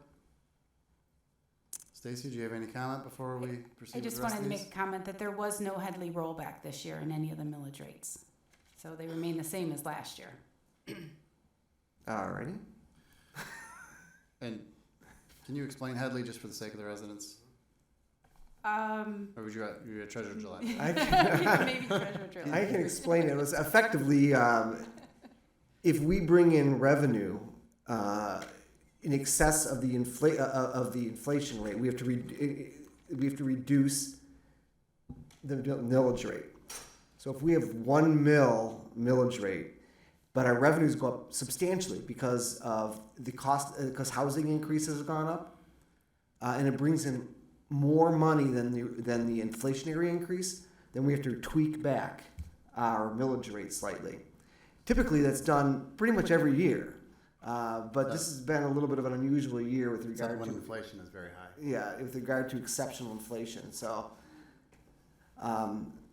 yeah, that would explain, I guess, why the Headley rollback, which you kind of expect almost on an annual basis, has not been applied. It does not apply in this particular case. So effectively, then, I'll amend my motion to state that we retain the existing general operating millage rate of 0.6258 with no increase. If this motion second is accepted. Trustee Lucido, you're Accepted. Thank you, Stacy. And then there does need to be a roll call vote, though, for Yeah. each Yes. millage. I have that. Any other discussion or questions on the millage? General operating? Roger, will you please call the roll? Treasurer Drollet? Yes. Trustee Lucido? Yes. Trustee Kuzmano? Yes. Trustee Oliver? Yes. Trustee Nevers? Yes. Supervisor Viviano? Yes. The motion passes. Mr. Chair, make the motion that we establish the fire operating millage at 1.9 mils, which represents the same rate that we charge in the current budget year. Trustee Kuzma supports the motion.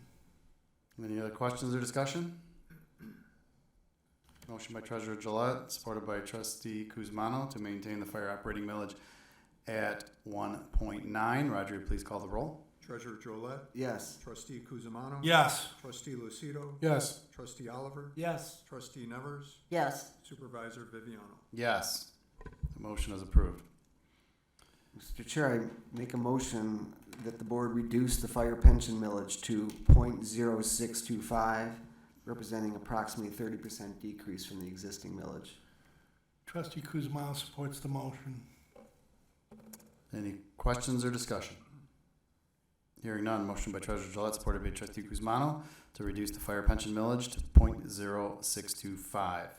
Roger, will you please call the roll? Treasurer Drollet. Yes. Trustee Kuzimano. Yes. Trustee Lucido. Yes. Trustee Oliver. Yes. Trustee Nevers. Yes. Supervisor Viviano. Yes, that motion passes. Mr. Chair, I make the motion that we establish the police protection millage at a rate of 1.5, representing no increase in the police protection millage. So moved. Oh, support. Sorry. Didn't hear that part. Any questions or discussion? Hearing none, motion by Treasurer Gillette, supported by Trustee Lucido, to maintain the police protection millage at 1.5 mils. Roger, will you call the roll? Treasurer Drollet. Yes. Trustee Lucido. Yes. Trustee Kuzimano. Yes. Trustee Oliver. Yes. Trustee Nevers. Yes. Supervisor Viviano. Yes, that motion is approved. Chair, make a motion that we establish the Parks and Recreation millage at a rate of .75 mils, which represents a decrease from the existing year to reflect the vote of the citizens in the last August election to decrease the Parks and Recreation mill to .75. Trustee Kuzma supports the motion. Any questions or discussion? Motion by Treasurer Gillette, supported by Trustee Guzmano, to set the Parks and Recreation millage at .75. Roger, will you call the roll? Treasurer Drollet. Yes. Trustee Kuzimano. Yes. Trustee Lucido. Yes. Trustee Oliver. Yes. Trustee Nevers. Yes. Supervisor Viviano. Yes, that motion passes. That'll take us to our next item on the agenda. This is a request to adopt the General Appropriations Act for fiscal year 2023 to 2024. Is there a motion to approve the budget? So moved, Mr. Chair. Support. Stacy? Anything else? I just want to thank the board, the entire board, and the 3 full-time elected officials that have spent many hours over the last 5-6 months reviewing the budget. But these numbers here in the General Appropriations Act that you're about to approve is everything that we had discussed both tonight and at our last public hearing. Thank you. Thank you. Any questions or discussion? Make a comment that I'd like to return the appreciation for the hard work done by the finance department. Stacy, the folks she works with, were absolutely essential to coming up with a sound budget in this community. And, you know, I will make a comment that this budget is unusual in a couple ways. One, dealing with the federal dollars that came out, the ARPA funds, in this current budget year distorts the way things look in following budget years. And second, we are spending more on roads in this upcoming budget than I believe has ever been spent in the history of Macomb Township on roads. Between 23 Mile Road that we're still paying for, the extension to Garfield Road, the M59, the widening of Romeo Plank Road coming up, all these projects are adding up to, by far, the most ever spent in this township on roads. So it's a lot. Yeah, we're spending about 40% of our general fund budget on roads this year. Right. Next year. So it is a lot. Yeah, thank you, Stacy, for all your hard work. Thank you. So with that, if there's no more questions, Roger, please call the roll. Treasurer Drollet. Yes. Trustee Nevers. Yes. Trustee Kuzimano. Yes. Trustee Lucido. Yes. Trustee Oliver. Yes. Supervisor Viviano. Yes. The General Appropriations Act for fiscal year 2023-2024 is adopted. Thank you. Thank you, Stacy. This will take us to our add-on. This is 21A. Is a request to approve the purchase of playground equipment from Mid-State Recreation in the amount of $289,672.70. Is there a motion to approve? So moved. Support. Mr. DeCaro. Thank you, Mr. Chairman. Good evening, board members. Parks and Recreation Department is requesting permission to purchase playground equipment for Pitchford Park. It's being presented tonight per board direction from the budget hearing on May 25th, 2023. After much discussion, we are recommending Mid-States Recreation for a cost of $289,672.70. Mid-State is a Sourcewell provider, and they are confident that they can meet our time requirements. I've included the quote, the confirmation of process memo from the purchasing specialist. This is a budgeted item that will be applied to the 2023-24 budget, and I'm available to answer any questions. Thank you, Mr. Carl. I just want to weigh in real quick. This was, as Sal said, this was the request of the board that even though the original Pittsford Park did not include a playscape, it was always tended to come a little bit later, that the board has decided that they want to make sure that there is at least some equipment there for our kids in the community. Will be coming out of next year's budget, where we have set aside some money for capital improvements. So the equipment, when we purchase it, this is basically a spend off the budget we just approved. This is also approximately half of the playground that is intended to be there in its completion. So next year, during the budget planning process, we're going to plan and hopefully execute the remaining. It'll be a great addition to the park when it opens. Yep. If I may just echo some of the things the supervisor said. The park is scheduled to open with pickleball courts, with tennis courts, great amenities for adults, and also for dogs with the dog park and so forth. And it just felt, even though we had planned on getting the equipment at a later date, it'd be a little awkward to open a park that didn't have a place for the kids to play. So we've dipped into the capital projects budget for next year and said, we've got to move forward with that. So I think that. Any other questions? Thank you. Thank you, Treasurer Gillette. Any other questions or discussion? Just one. Yep. Is this all on rubber? Matting?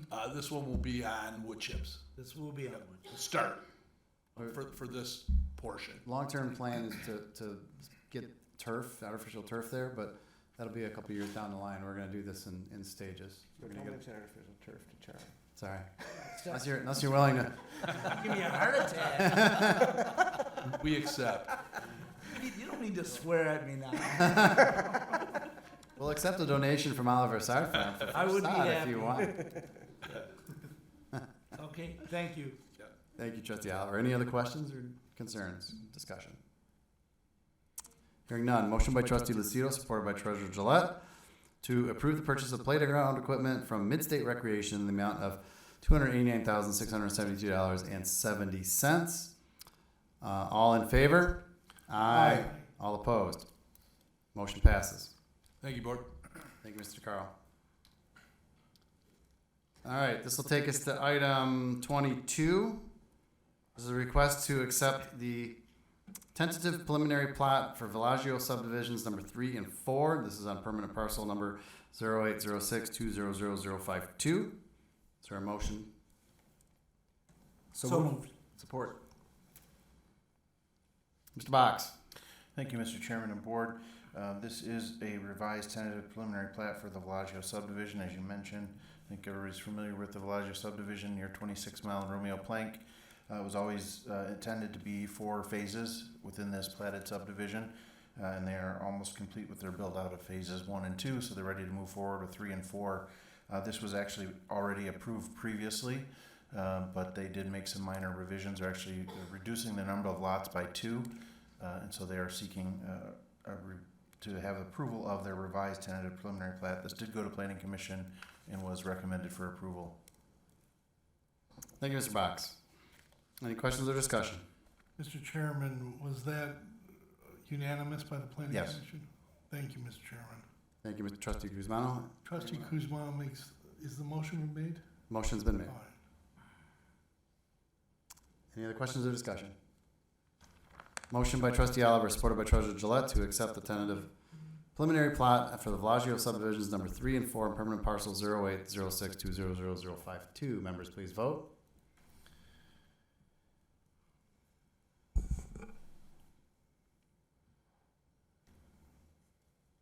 Motion passes unanimously. Let's take us to item 23. This is a request to approve the purchase of laptops and docking stations from CDWG in the amount of $23,675.24. Is there a motion to approve? So moved. Support. Mr. Lepari. Good evening, board members. The ID department is requesting authorization to purchase 20 laptops and 28 docking stations from CDWG for $23,675.24.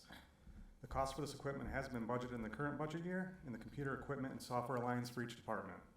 These laptops and docking stations will be used to replace old equipment throughout the township as part of the township's ongoing technology replacement plan. The township is part of the MIDO purchasing program, excuse me, and utilizes a cooperative contract with CDWG. I have included the confirmation of process memo from the purchasing specialist. I can answer any questions you may have. Thank you, Mr. Lepari. That was Jason's very first board presentation. Yeah. Oh, really? Champ. Good job. Any questions or discussion on this item? Shouldn't we grill him because should, it's a his little first? Yeah, we probably should. Answer something he can't handle. No, Charlie, it doesn't mean you can learn how to use a computer easier. Yeah. Are these items in stock, or do we have to wait a long period of time to get them? Or As of last week, they were all in stock, so we should have them within a few the days of docking the order. and the laptops? Yes, everything was in stock when I checked a couple And days ago. are we getting rid of any of our old stuff, or Yes, this will replace at least 20 systems, and those systems will be retired. what do we do with them? They probably will just get recycled. Usually after 5 years, there's just not much value in these systems anymore. I'll look into options, but a lot of times it's more expensive to try to package them and ship them out, and then you end up paying more in that case versus just recycling them. Okay, thank you. So just a quick comment. This was, as we discussed at the budget hearing, the first budget hearing, this is the first beginning of trying to get all of our equipment on a 5-year cycle to get it replaced. So this is the beginning of that. It's good. Okay. Hearing no more questions, motion by Trustee Lucido, supported by Trustee Oliver, to approve the purchase of laptops and docking stations from CDWG in the amount of $23,675.24. Members, please vote.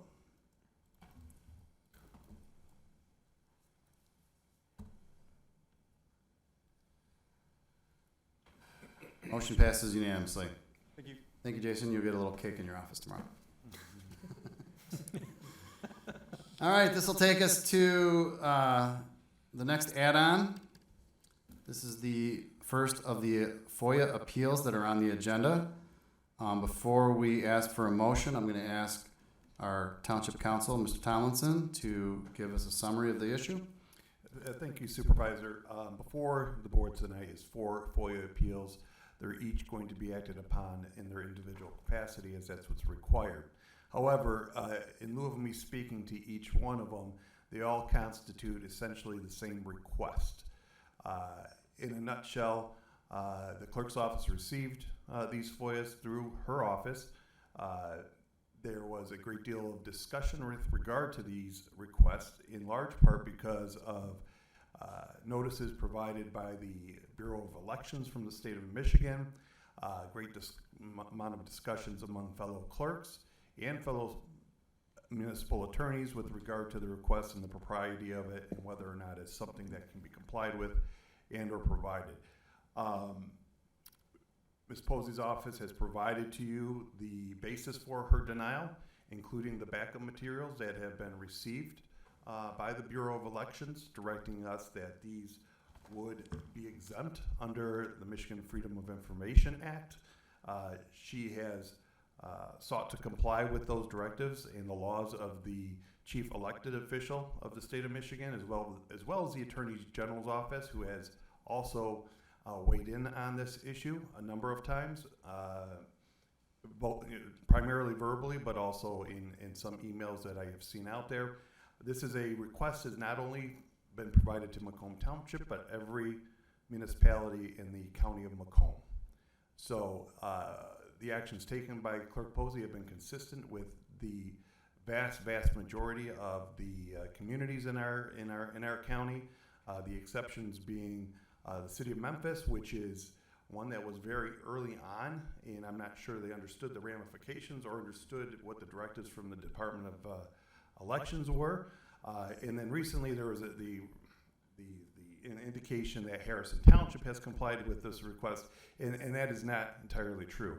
What was requested was an electronic version of the electronic poll book, and what was provided by Harrison Township and was confirmed today was nothing more than a paper copy of what would be some data points. Again, not provided in an electronic format and a certain format as requested by the requester. So to say that that was a compliance with the request, that it would not be accurate. Based upon our review, and I do want to mention one other thing. I think one of the commentators brought up during the course of her comment that there are court matters that may be pending. Well, the standard is that if we were directed by court order to provide this information or state or keep that information or protect that information, we obviously would follow that court order. To my knowledge, there has not been any court orders to that effect, and to my knowledge, there's not been any lawsuits even filed with regard to this specific request of what the petitioners have sought. Based upon our review and our consultation with the clerk's office and her denial, we would recommend affirmation of that denial for each of the 4 appeals. Thank you. So with that, Tim, the options on the motions for the moment, just so that the board is clear, is a motion to affirm the denial or a motion to reverse the denial. Would that be accurate? That'd be accurate. Thank you. What if no motion is made or seconded? If there's no motion made or seconded, then the denial there would be no action, so I would presume that the denial would stand. Okay. So, sorry, this is not an opportunity for you to speak. You had your opportunity, so thank you. No. So, no. Sorry, I'm going to have to cut you off. This is not an you had an opportunity to speak. We have our board procedures, so I'm going to ask you to respect those board procedures and the rules of this room, and allow us to continue to do our business. So I think that there was an opportunity for the public to speak. That time has come and the time has passed. So thank you. No, I'm sorry, ma'am. I'm going to have to cut you off. No, we're not going to do this. We're not going to do this. So my question to Mr. Tomlinson is, our highest priorities are to protect A, the integrity of the election process, B, to protect the personal privacy of individual residents if some of that information is contained within there. Those are our 2 highest priorities. My understanding, both from you and from the backup material, is that the Secretary of State has stated that we are not to provide information in the format that's been requested. I looked at the information being requested, and much of it is information you can get from the qualified voter file. You know, the year of birth, the voter ID number, the things that I typically would expect to see in the qualified voter file. Is the objection the format, or what's your understanding of the reservations of the Secretary of State? The primary concern is the method of the format that's being requested it to be provided in. Because you are correct. A lot of the information almost all the information that's being requested can be obtained through the qualified voter file. And in such a case, we would be obligated to provide that information subject to redaction of personal information. Has there been any reaction from the Secretary of State or the Attorney General or any authority in that with election concerns to the Memphis providing the information that they provided that you're aware of? Directly with regard to Memphis, no. However, they have warned that there is the potentiality that if the EPB or electronic voter file was provided, that they may be disqualified from using those laptop computers for elections going forward, which obviously is a cost to that municipality to replace and conduct the next election. Okay. Any other questions? Yes. Could we please clarify the vote on exactly what we're voting on? If we vote in the affirmative to deny the appeal, Well, there's not a motion, if I hate to interrupt, but there's not a motion on the floor at this time. So we have to decide what the motion will be before we can tell you what the, I got a question. If we make no motion or no action, this denial stays where it is. That would be that's the way I would look at it from a rule of procedure. Under the statute, they have the right to appeal to the board and whatever the board decides. Mr. Chairman, I'll make a motion to grant the appeal and well, let me ask a question to General Counsel through the chair. Is this a public record under FOIA? It is a public record subject to exemption. Okay, it's a public record and it's under the definition of a writing under the statute, it's a writing as well because according to the definitions at MCL 15.232 subparagraph M, in the exemption that there would be no violation of the issues raised by the Secretary of State if the clerk's office was to print this data into a printed paper form and then provide it to the applicants. It has not been specifically addressed by the Bureau of Elections because it has not been requested in that format. So the question of whether or not it could be presented to them in a printed format would have to be a separate issue that would have to be reviewed. So to clarify, the FOIA request specifically requested an electronic file. Specifically. Well, I make the motion to grant the appeal. Support. So just so everybody understands the motion, granting the appeal would then be requiring the clerk to turn over those electronic files if they have them in their possession. Correct? That's correct. And it is my understanding that it would not subject us to attorney's fees and costs should they prevail in the circuit court action. That's correct, but it could subject us to not utilizing our computers as indicated by the Secretary of State's office. Oh. I'm just telling you what they're telling us. I would. Excuse me. Order. Chair, I would move to amend the motion to state that we would grant the appeal if given the approval by the Michigan Secretary of State's office to grant that appeal. Excuse me. Order. Mr. Chairman, I took an oath to uphold and defend the Constitution of the state of Michigan and of the United States of America, and I don't really know whether or not Michigan Secretary of State did or did not do it.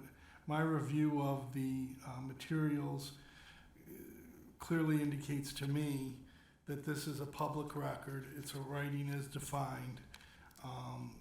I would amend my motion that the clerk's office be instructed to print out the materials similar to what has been reported by General Counsel that Harrison Township did and supply those as a response to the FOIA request. So before we move on so I'm going to ask General Counsel to weigh in. Redacted of the private information. So that would be providing information that wasn't specifically requested in a format. That's correct. Part of the FOIA. It really should be a separate FOIA request if that's what they want.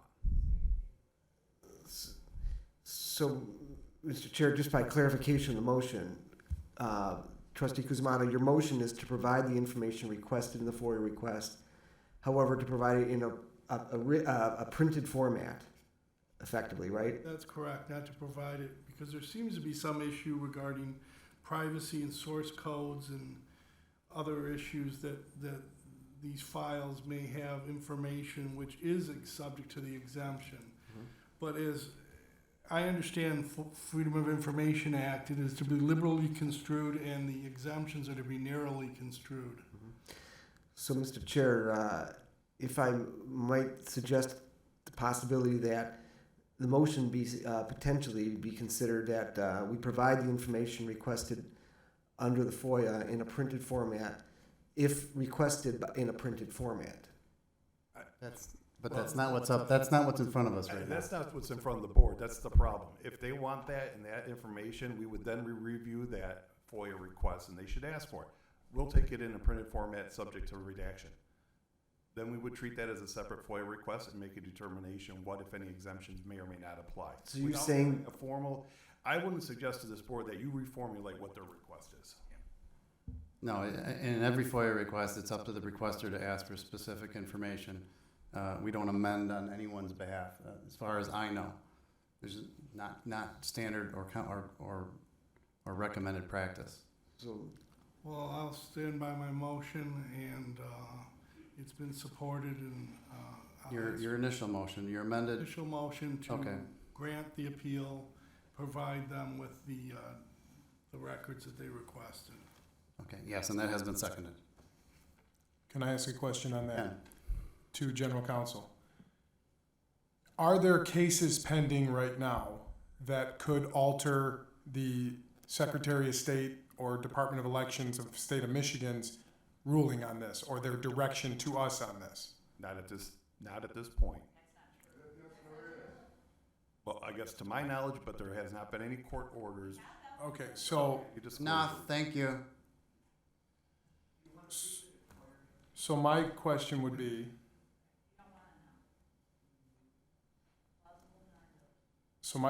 would be, why would this board act on something if there is a lawsuit pending until we know what the actual direction is after the lawsuit is completed? So the motion I would make would be to make no action on all 4 requests, to wait for further direction from the state, because I am not an elections expert, I am not an attorney, and I don't feel comfortable voting yes or no on something I know nothing about if there's lawsuits pending. If I had a decision by a court telling me the way to go, no problem. I'll give you whatever you want. I don't really care. But I also don't want to make a decision based on facts that I don't know or that are in dispute. Mr. Chairman. Hold on 1 second. Tim, is there a timeline on a FOIA appeal? There's a timeline on a FOIA appeal. It could technically be received on today's date, and then the time period begins to run. And it would then go to the next board meeting. and So is there any? is there a motion to table? Hold on. Is there any likelihood of any of the, if there is pending litigation, that it would be resolved in the next 2 weeks? I'm unaware of any pending litigation. But if there were? If there were within the next 2 weeks, No. not likely. Highly unlikely. Mr. Chairman, if I might Sure. add something to the mix. My understanding is that we are the public body holding these public records. In some circumstances, yes. Some Yes, circumstances- and for example, the qualified voter file can be held by and accessed by the county. It can be, the qualified voter file can be accessed by us and information provided from the QVF. And The and EPB is different.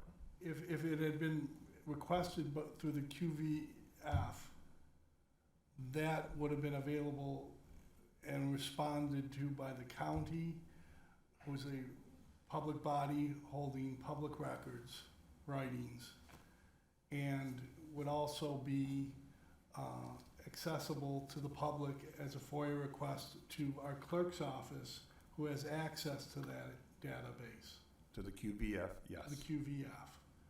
So what is the distinguishing feature between this electronic format data and the QVF? Because the Secretary of State has advised that there's security concerns about it from a cybersecurity standpoint, that it could possibly compromise the software in the election data that's on that electronic file. That's the explanation that's been given to us. So, And Mr. Chairman, I reviewed that prior to this meeting, and I did not find it persuasive, in my opinion. That's the reason why I made my motion. Thank you, Trustee Kuzma. Thank Treasurer Gillette? thank you. The information requested, does any of the information requested include any elements of coding or software associated with that information? According to the attorney, to the election bureau, that's the concern. Is that there's vulnerabilities to the files if electronic data is utilized through the EPB. No. The electronic voter file. Okay. Thank you. I'm sorry, sir, if you're approaching to make a comment, I'm not gonna let that happen right now. No, I'm sorry, this is not, you weren't here for public comment, you missed your opportunity, I'm sorry about that, but at this time, we're not taking any more public comment. So if you could please return to your seat, I would appreciate that very much. You changed the agenda. We were here last time, well, we should have been, but you changed the agenda. All things on the agenda are addressed, anything on the agenda is addressed in the first public comment period, regardless if it's the first time on the agenda or the last time on the agenda. They're all addressed in the public comment in the first section. So whether it was item 1 or item 31, the time for the public to speak is in that first agenda. Anything on the agenda, that's the first time you speak. There is a second public comment that on items not on the agenda at the end. Mr. Chairman, I would ask that the motion be called to question and voted on. Is there any other? Can I ask a question before we vote? I have no problem moving forward on the vote.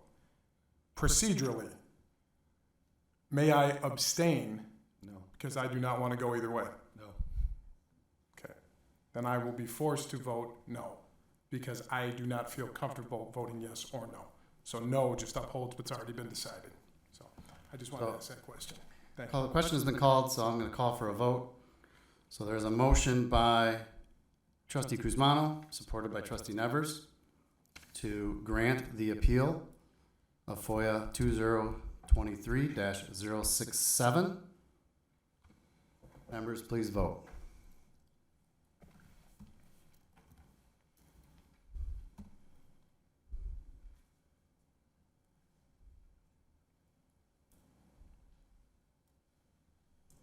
So that motion fails 4-2. Mr. Chairman, I make the identical motion on the next FOIA request to grant the appeal. Is there a second to Trustee Kuzmano's motion? Could you repeat that, please? Is there a second to Trustee Kuzmano's motion? To grant the appeal, to give them the record. To grant the appeal. Yes. I would support that. In the interest of brevity, Is there any further discussion? Chairman.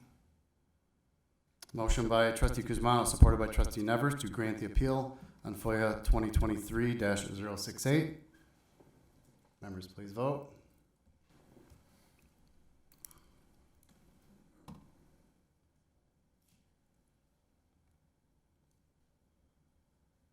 Motion fails 4-2. Next item is appeal on FOIA 2023-075.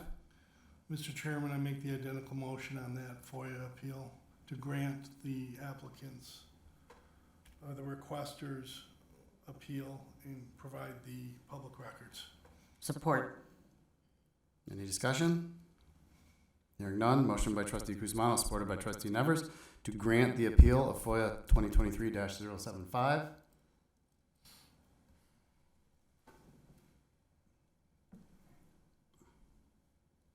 Motion fails 4-2. Next item is FOIA 2023-080. Mr. Chairman, I make this identical motion to grant the appeal and provide the requesters with the public records requested. Support. Any discussion? Motion by Trustee Kuzmano, supported by Trustee Nevers, to grant the appeal of FOIA 2023-080. Members, please vote.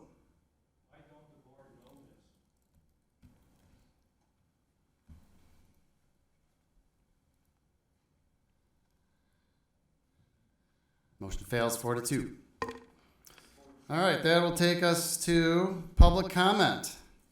So now, if anyone wishes to make public comment on anything, you. Mr. Chairman, I'd ask there be a brief recess so that I can use the restroom. All right, we're going to take a 5-minute recess. All right, I'm going to call the meeting back to order. If everyone can take their positions, please. Adjust the rates retroactively on what were the actual costs from the previous year. That's, All right, as I said slightly before the recess, this will take us to public comment. This could be on non-agenda items or any item in particular. Same rules still apply. Please state your name and address for the record, and you do have a 3-minute time limit. If you are participating remotely, you may digitally raise your hand. Roger, do you see anybody digitally? No, sir. So anyone who wishes to speak, please approach the microphone. So I just want to thank Trustee Guzmano and Trustee Nevers. Thank you for following the Constitution, following the law. And it's a very sad day for me because I really don't want to have to file a criminal complaint, but the law has been broken. But thank you. Thank you.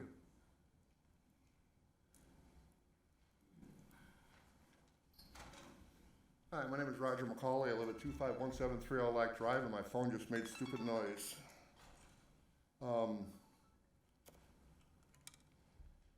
I have my voting records. I have my voting records from the state, and my voting records from the clerk's office where I live are different from what's in the state. You can see the highlighted sections. It's showing that I voted in the precinct I voted in last for the last 10 years. Well, you know what? I didn't live there for 10 years. There's something wrong. You all need to get your voting records from the clerk, compare it what's at the state level, and if my boss tells me, if my lawyer tells me to race to this meeting because it's important, and I get pulled over and get a speeding ticket, who's gonna pay the ticket? My lawyer, my governor, or me? You're being told to break the law. You need to look into it. This is horrendous. Everybody's screaming all the rhetoric about voting fraud and all this crap. We can prove it now. Extricate your derrieres and look into it yourselves. You're voting on an information that you just don't have all the information. They moved the schedule up so when we had our time to present, we weren't here. Well, we were here our appointed time, but you changed it without telling us. What's fair in that?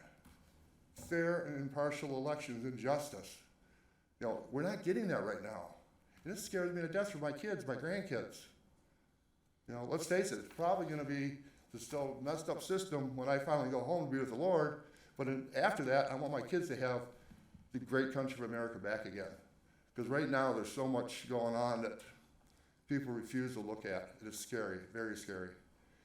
I challenge you all to get your voting record from the county, from the clerk where you live, which I'm assuming is Macomb, and compare it with the BOE, Board of Elections. The very people that are telling you not to release this information. Does that smell like a cover up to you? It sure does to me. Thank you. Thank you.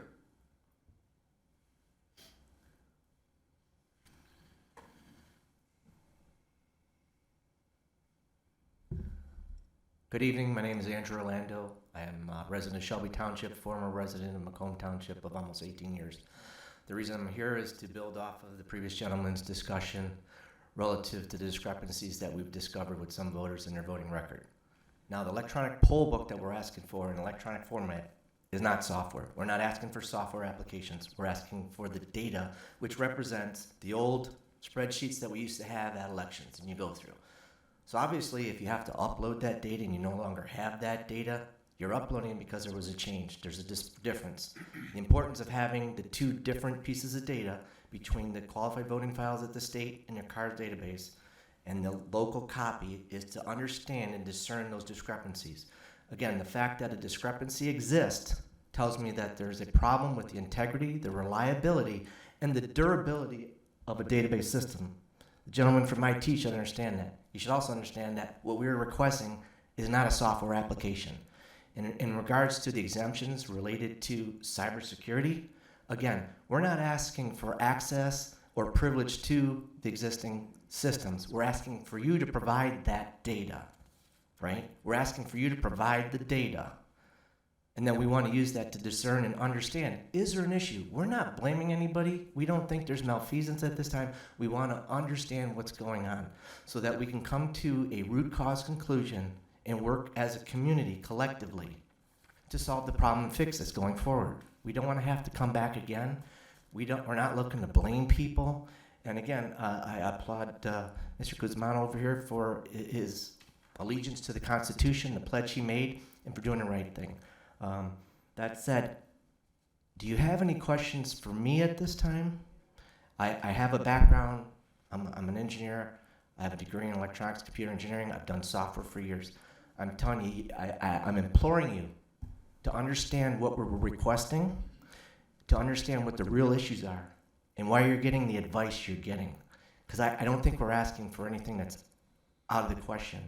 And again, as regards to the PII exemption, we are not asking for anything that should not be exempt. We're happy with the redacted minimal exemption that we're asking for. So there's no violation. We're not looking to identify anybody through personally identifiable information. We understand the importance of keeping the voters' information private. So again, I would ask at this time, if there's no questions, that maybe today you'll reconsider your recent vote and to grant the appeal and to allow the process to work effectively and represent the people that put you in office and do the right thing. So with that said, thank you for your time. I appreciate it. Thank you very much for your comments.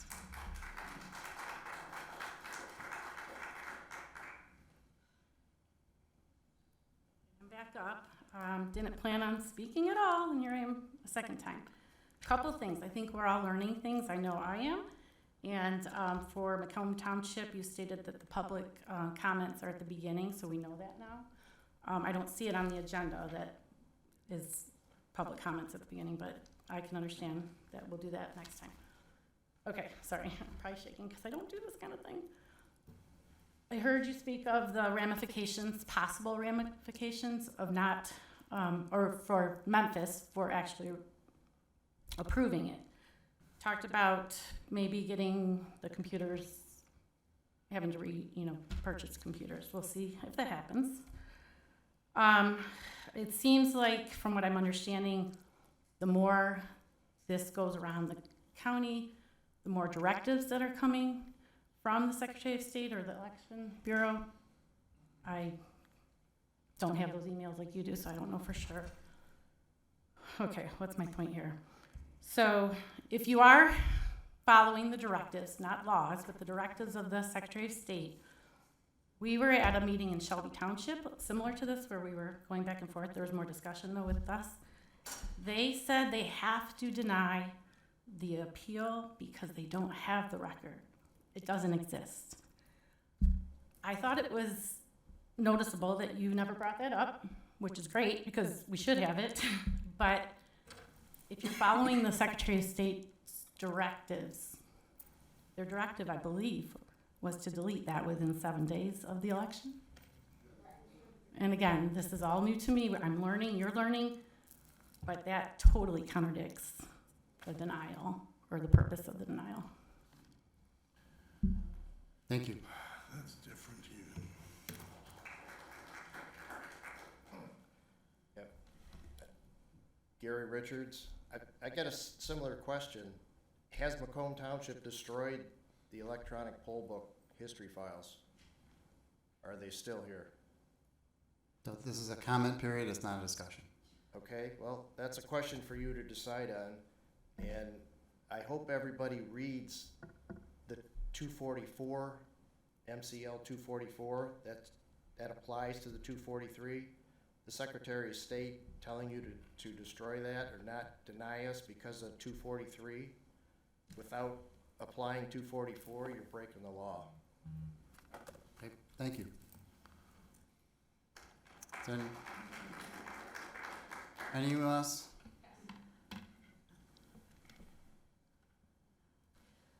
Lisa Mankiewicz again. Thank you, Trustee Cusimano and Nevers, for doing the right thing. I don't know if you guys understand the difference between a directive, and the law. What Jocelyn Benson said to do is illegal.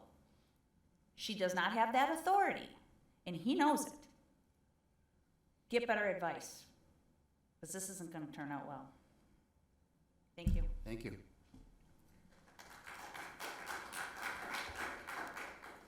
Anyone else? All right, seeing no one else, Roger, anyone remotely? No, sir. All right, from that, we will head on to Trustee comments. Trustee Lucido. First of all, thank you to Stacy and her whole team for all the work they did on the budget. Very much appreciated. I know that's a lot of work. Thank you to Dawn Lund for her presentation tonight on the water rates. I know people don't want to hear it, but it is very good for us to know the strength of our funds so that we can make the right decisions. So thank you for that. I'd like to make a quick shout out to the fire department. My family had to call 911 at 6 o'clock in the morning the other day because our carbon monoxide detectors were going off, and they went off twice. So I got very nervous. Turned out to be nothing, but I made the call. Excuse me. I made the call at 6:22.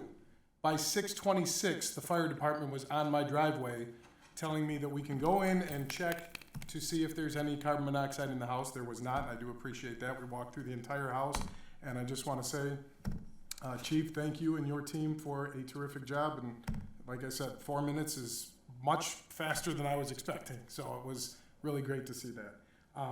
And then with regard to, obviously, the big topic of the evening, I just want to make it known, my decision was based solely on not having all the information. We have a group of people telling me that there are lawsuits pending. We have my attorney that I very well trust telling me he doesn't know of any at this time. Whether one or the other is correct or not, I do not feel comfortable making a decision either way. If a decision comes down that this group of people is correct, I'll hand it over to you myself. I'll take it over to your house. I don't really care. It's not about that. For me, it is, I don't know all of what I need to know. And I have no problem if you want to submit your request again, if that's something that can be done, and look for an appeal again. If I have all the information, I'll vote based on that. But I cannot vote based on two sides telling me opposite information. So that's my comments. Thank you, Trustee Lucido. Trustee Nevers. Yes, I would just like to thank the people that came here to support our Constitution. I was proud to make that vote, and I too am concerned about the integrity, not necessarily in Macomb Township, but in the elections here in Michigan. Thank you. Thank you, Trustee Nevers. Trustee Oliver. Just to echo Mr. Lucido on some of the things he said about the budget, all the work that goes into it, Dawn Lund, all her work she put into it. I think the residents, the people that drink fresh water, do not realize all the costs it takes to get a glass of water to their table. And there's a lot that goes behind that. And the increases, nobody likes increase, but when you really boil it down to what we're paying a month, it's cheap to have fresh water in our country. It really is. I know that's a broad statement to say, but if you research other countries, it's not as cheap. You know, even other states are not as cheap. So I think we're blessed to have the Great Lakes around us, and we get our water the way we do. So, and that's all I want to say. Thank you, Trustee Oliver. Trustee Guzman. Thank you, Mr. Chairman. I thought that the most controversial vote tonight would have been on the water and sewage rate increases. However, this FOIA request seems to have overshadowed that. I want to make a comment on the vote that I just took in favor of the increases. I wrote an entire thing here, but local government has control over certain publicly owned and operated assets. The elected officials are stewards of these publicly operated assets. Some of these assets are visible. Town hall, the rec center, parks, or even the chairs we sit on as we speak are prime examples. Some assets are hidden, such as water mains and sanitary sewer. The art of good governance is to balance the competing priorities. Because of limited resources, which are tax revenues, there is bound to be tensions. It comes down to what's important in weighing the cost benefits. More to the point, we have water and sewer, sanitary sewer infrastructure. Parts of the system are aging and need maintenance. It's not rocket science, it's common sense. No one beats Father Time, not even the invisible assets. While certain things are visible, such as leaks at the rec center, other assets such as deteriorating sanitary sewer lines are hidden. So we collectively hire companies to inspect and document the conditions in the hidden network of pipes and drains. Employees of the township, great employees I might add, and contracted civil engineers collect this data and prioritize the repairs and replacement and maintenance. And we vote as elected officials to maintain as stewards that asset. And I stand by my vote. Now, as to this issue of the FOIA request, it's a simple issue for me. The first question I ask is it a public record as defined under the statute? And by my estimation, this is under the definition of a public record. We are a public body. I don't care if Jocelyn Benson says one thing. She's not the one who's going to be sued over a FOIA violation. I'm not pandering to you because I am not an election denier. I've made that quite clear. All right, so don't read into my, I litigated, and people are publicly aware that I litigated this issue with the prosecuting attorney, Eric Smith. I never did get those records. As a matter of fact, I went before Judge Ed Servito when those records surfaced at Corporation Counsel, and they handed me the checkbooks, which Eric Smith and his attorneys had told the court didn't exist. And the judge refused to sanction that attorney. So I know quite a bit about this statute, and what the purpose of it is for open government to avoid conspiracy theories and to avoid people jumping to wrong conclusions. So, as is established in case law, the statute is to be liberally construed. That's the purpose of the statute, and those exemptions are to be narrowly construed. And those exemptions, in my heart, I just don't think that they applied as presented. Now, the new twist and turn in the matter was that some of the public bodies had claimed that the records didn't exist. That was a new wrinkle in this debate. But like I said, it's simple for me. I have an understanding of the statute. I fought in the trenches to try to get records for the purpose of establishing good government, and I stand by my vote, and I appreciate that there can be disagreements. Reasonable minds can disagree, but in my mind's eye, the exemption just did not apply. Thank you, Mr. Chairman. Thank you, Trustee Kuzma. Treasurer Gillette. Thank you, Mr. Chair. Tonight's meeting represented outcomes, and we talked about a little bit. Some people have mentioned the outcome of both Stacy in the finance department, along with the board and other department heads coming up with a budget. Some of those outcomes are decisions that we make on the water and sewer rates, which don't like having to make, but we end up here tonight after a very long process in reviewing, having professionals help us review, and having our department heads review, and ending up with an outcome.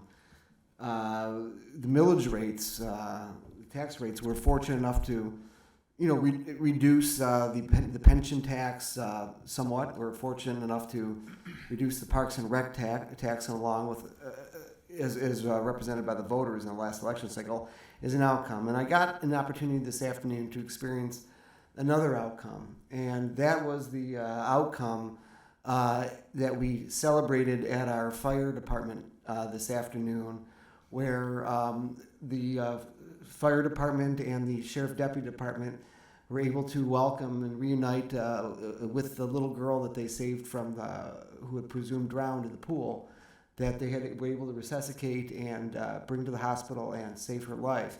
So it was very heartwarming this afternoon to have that little girl and her family meet with our sheriff deputies and with our fire department and celebrate the fact that we could all have lunch together. And that's the outcome of great training by our fire department, great training by our sheriff deputies, decisions made in the field, tough decisions made in the field on what to do and how to act quickly, and all that preparation, all that years of preparation and training. We were able to have lunch with that little girl. That's all I have. Thank you, Treasurer Gillette.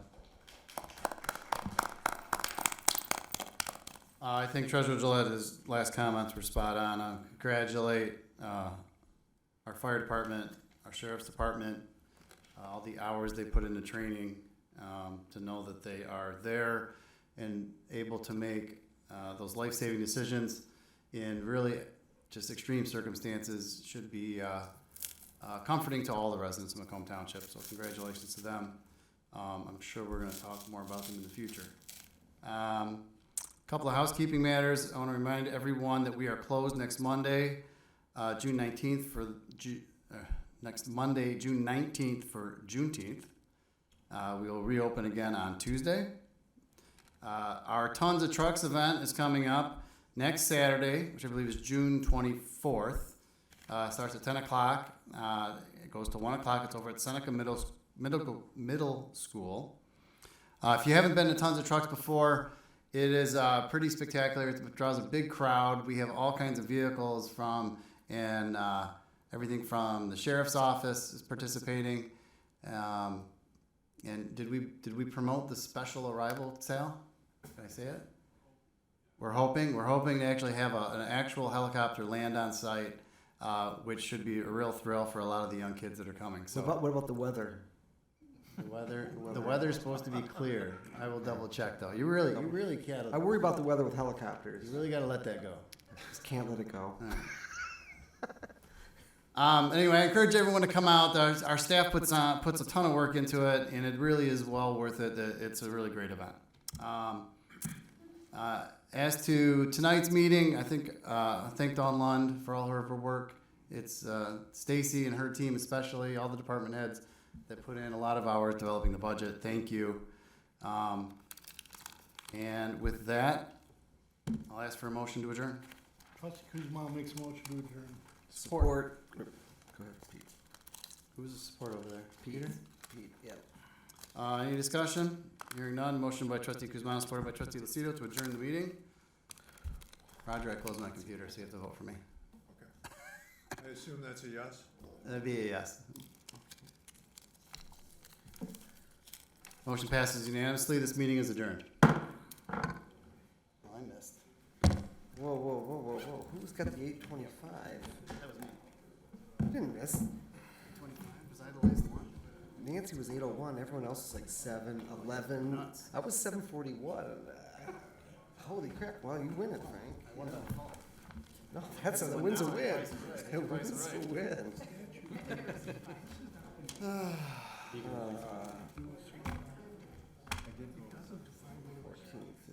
14th, yes. All right, see you soon.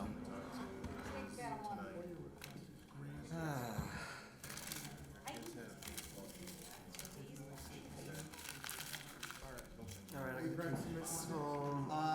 Yeah, they're gonna try to. I think they don't. Just let me know.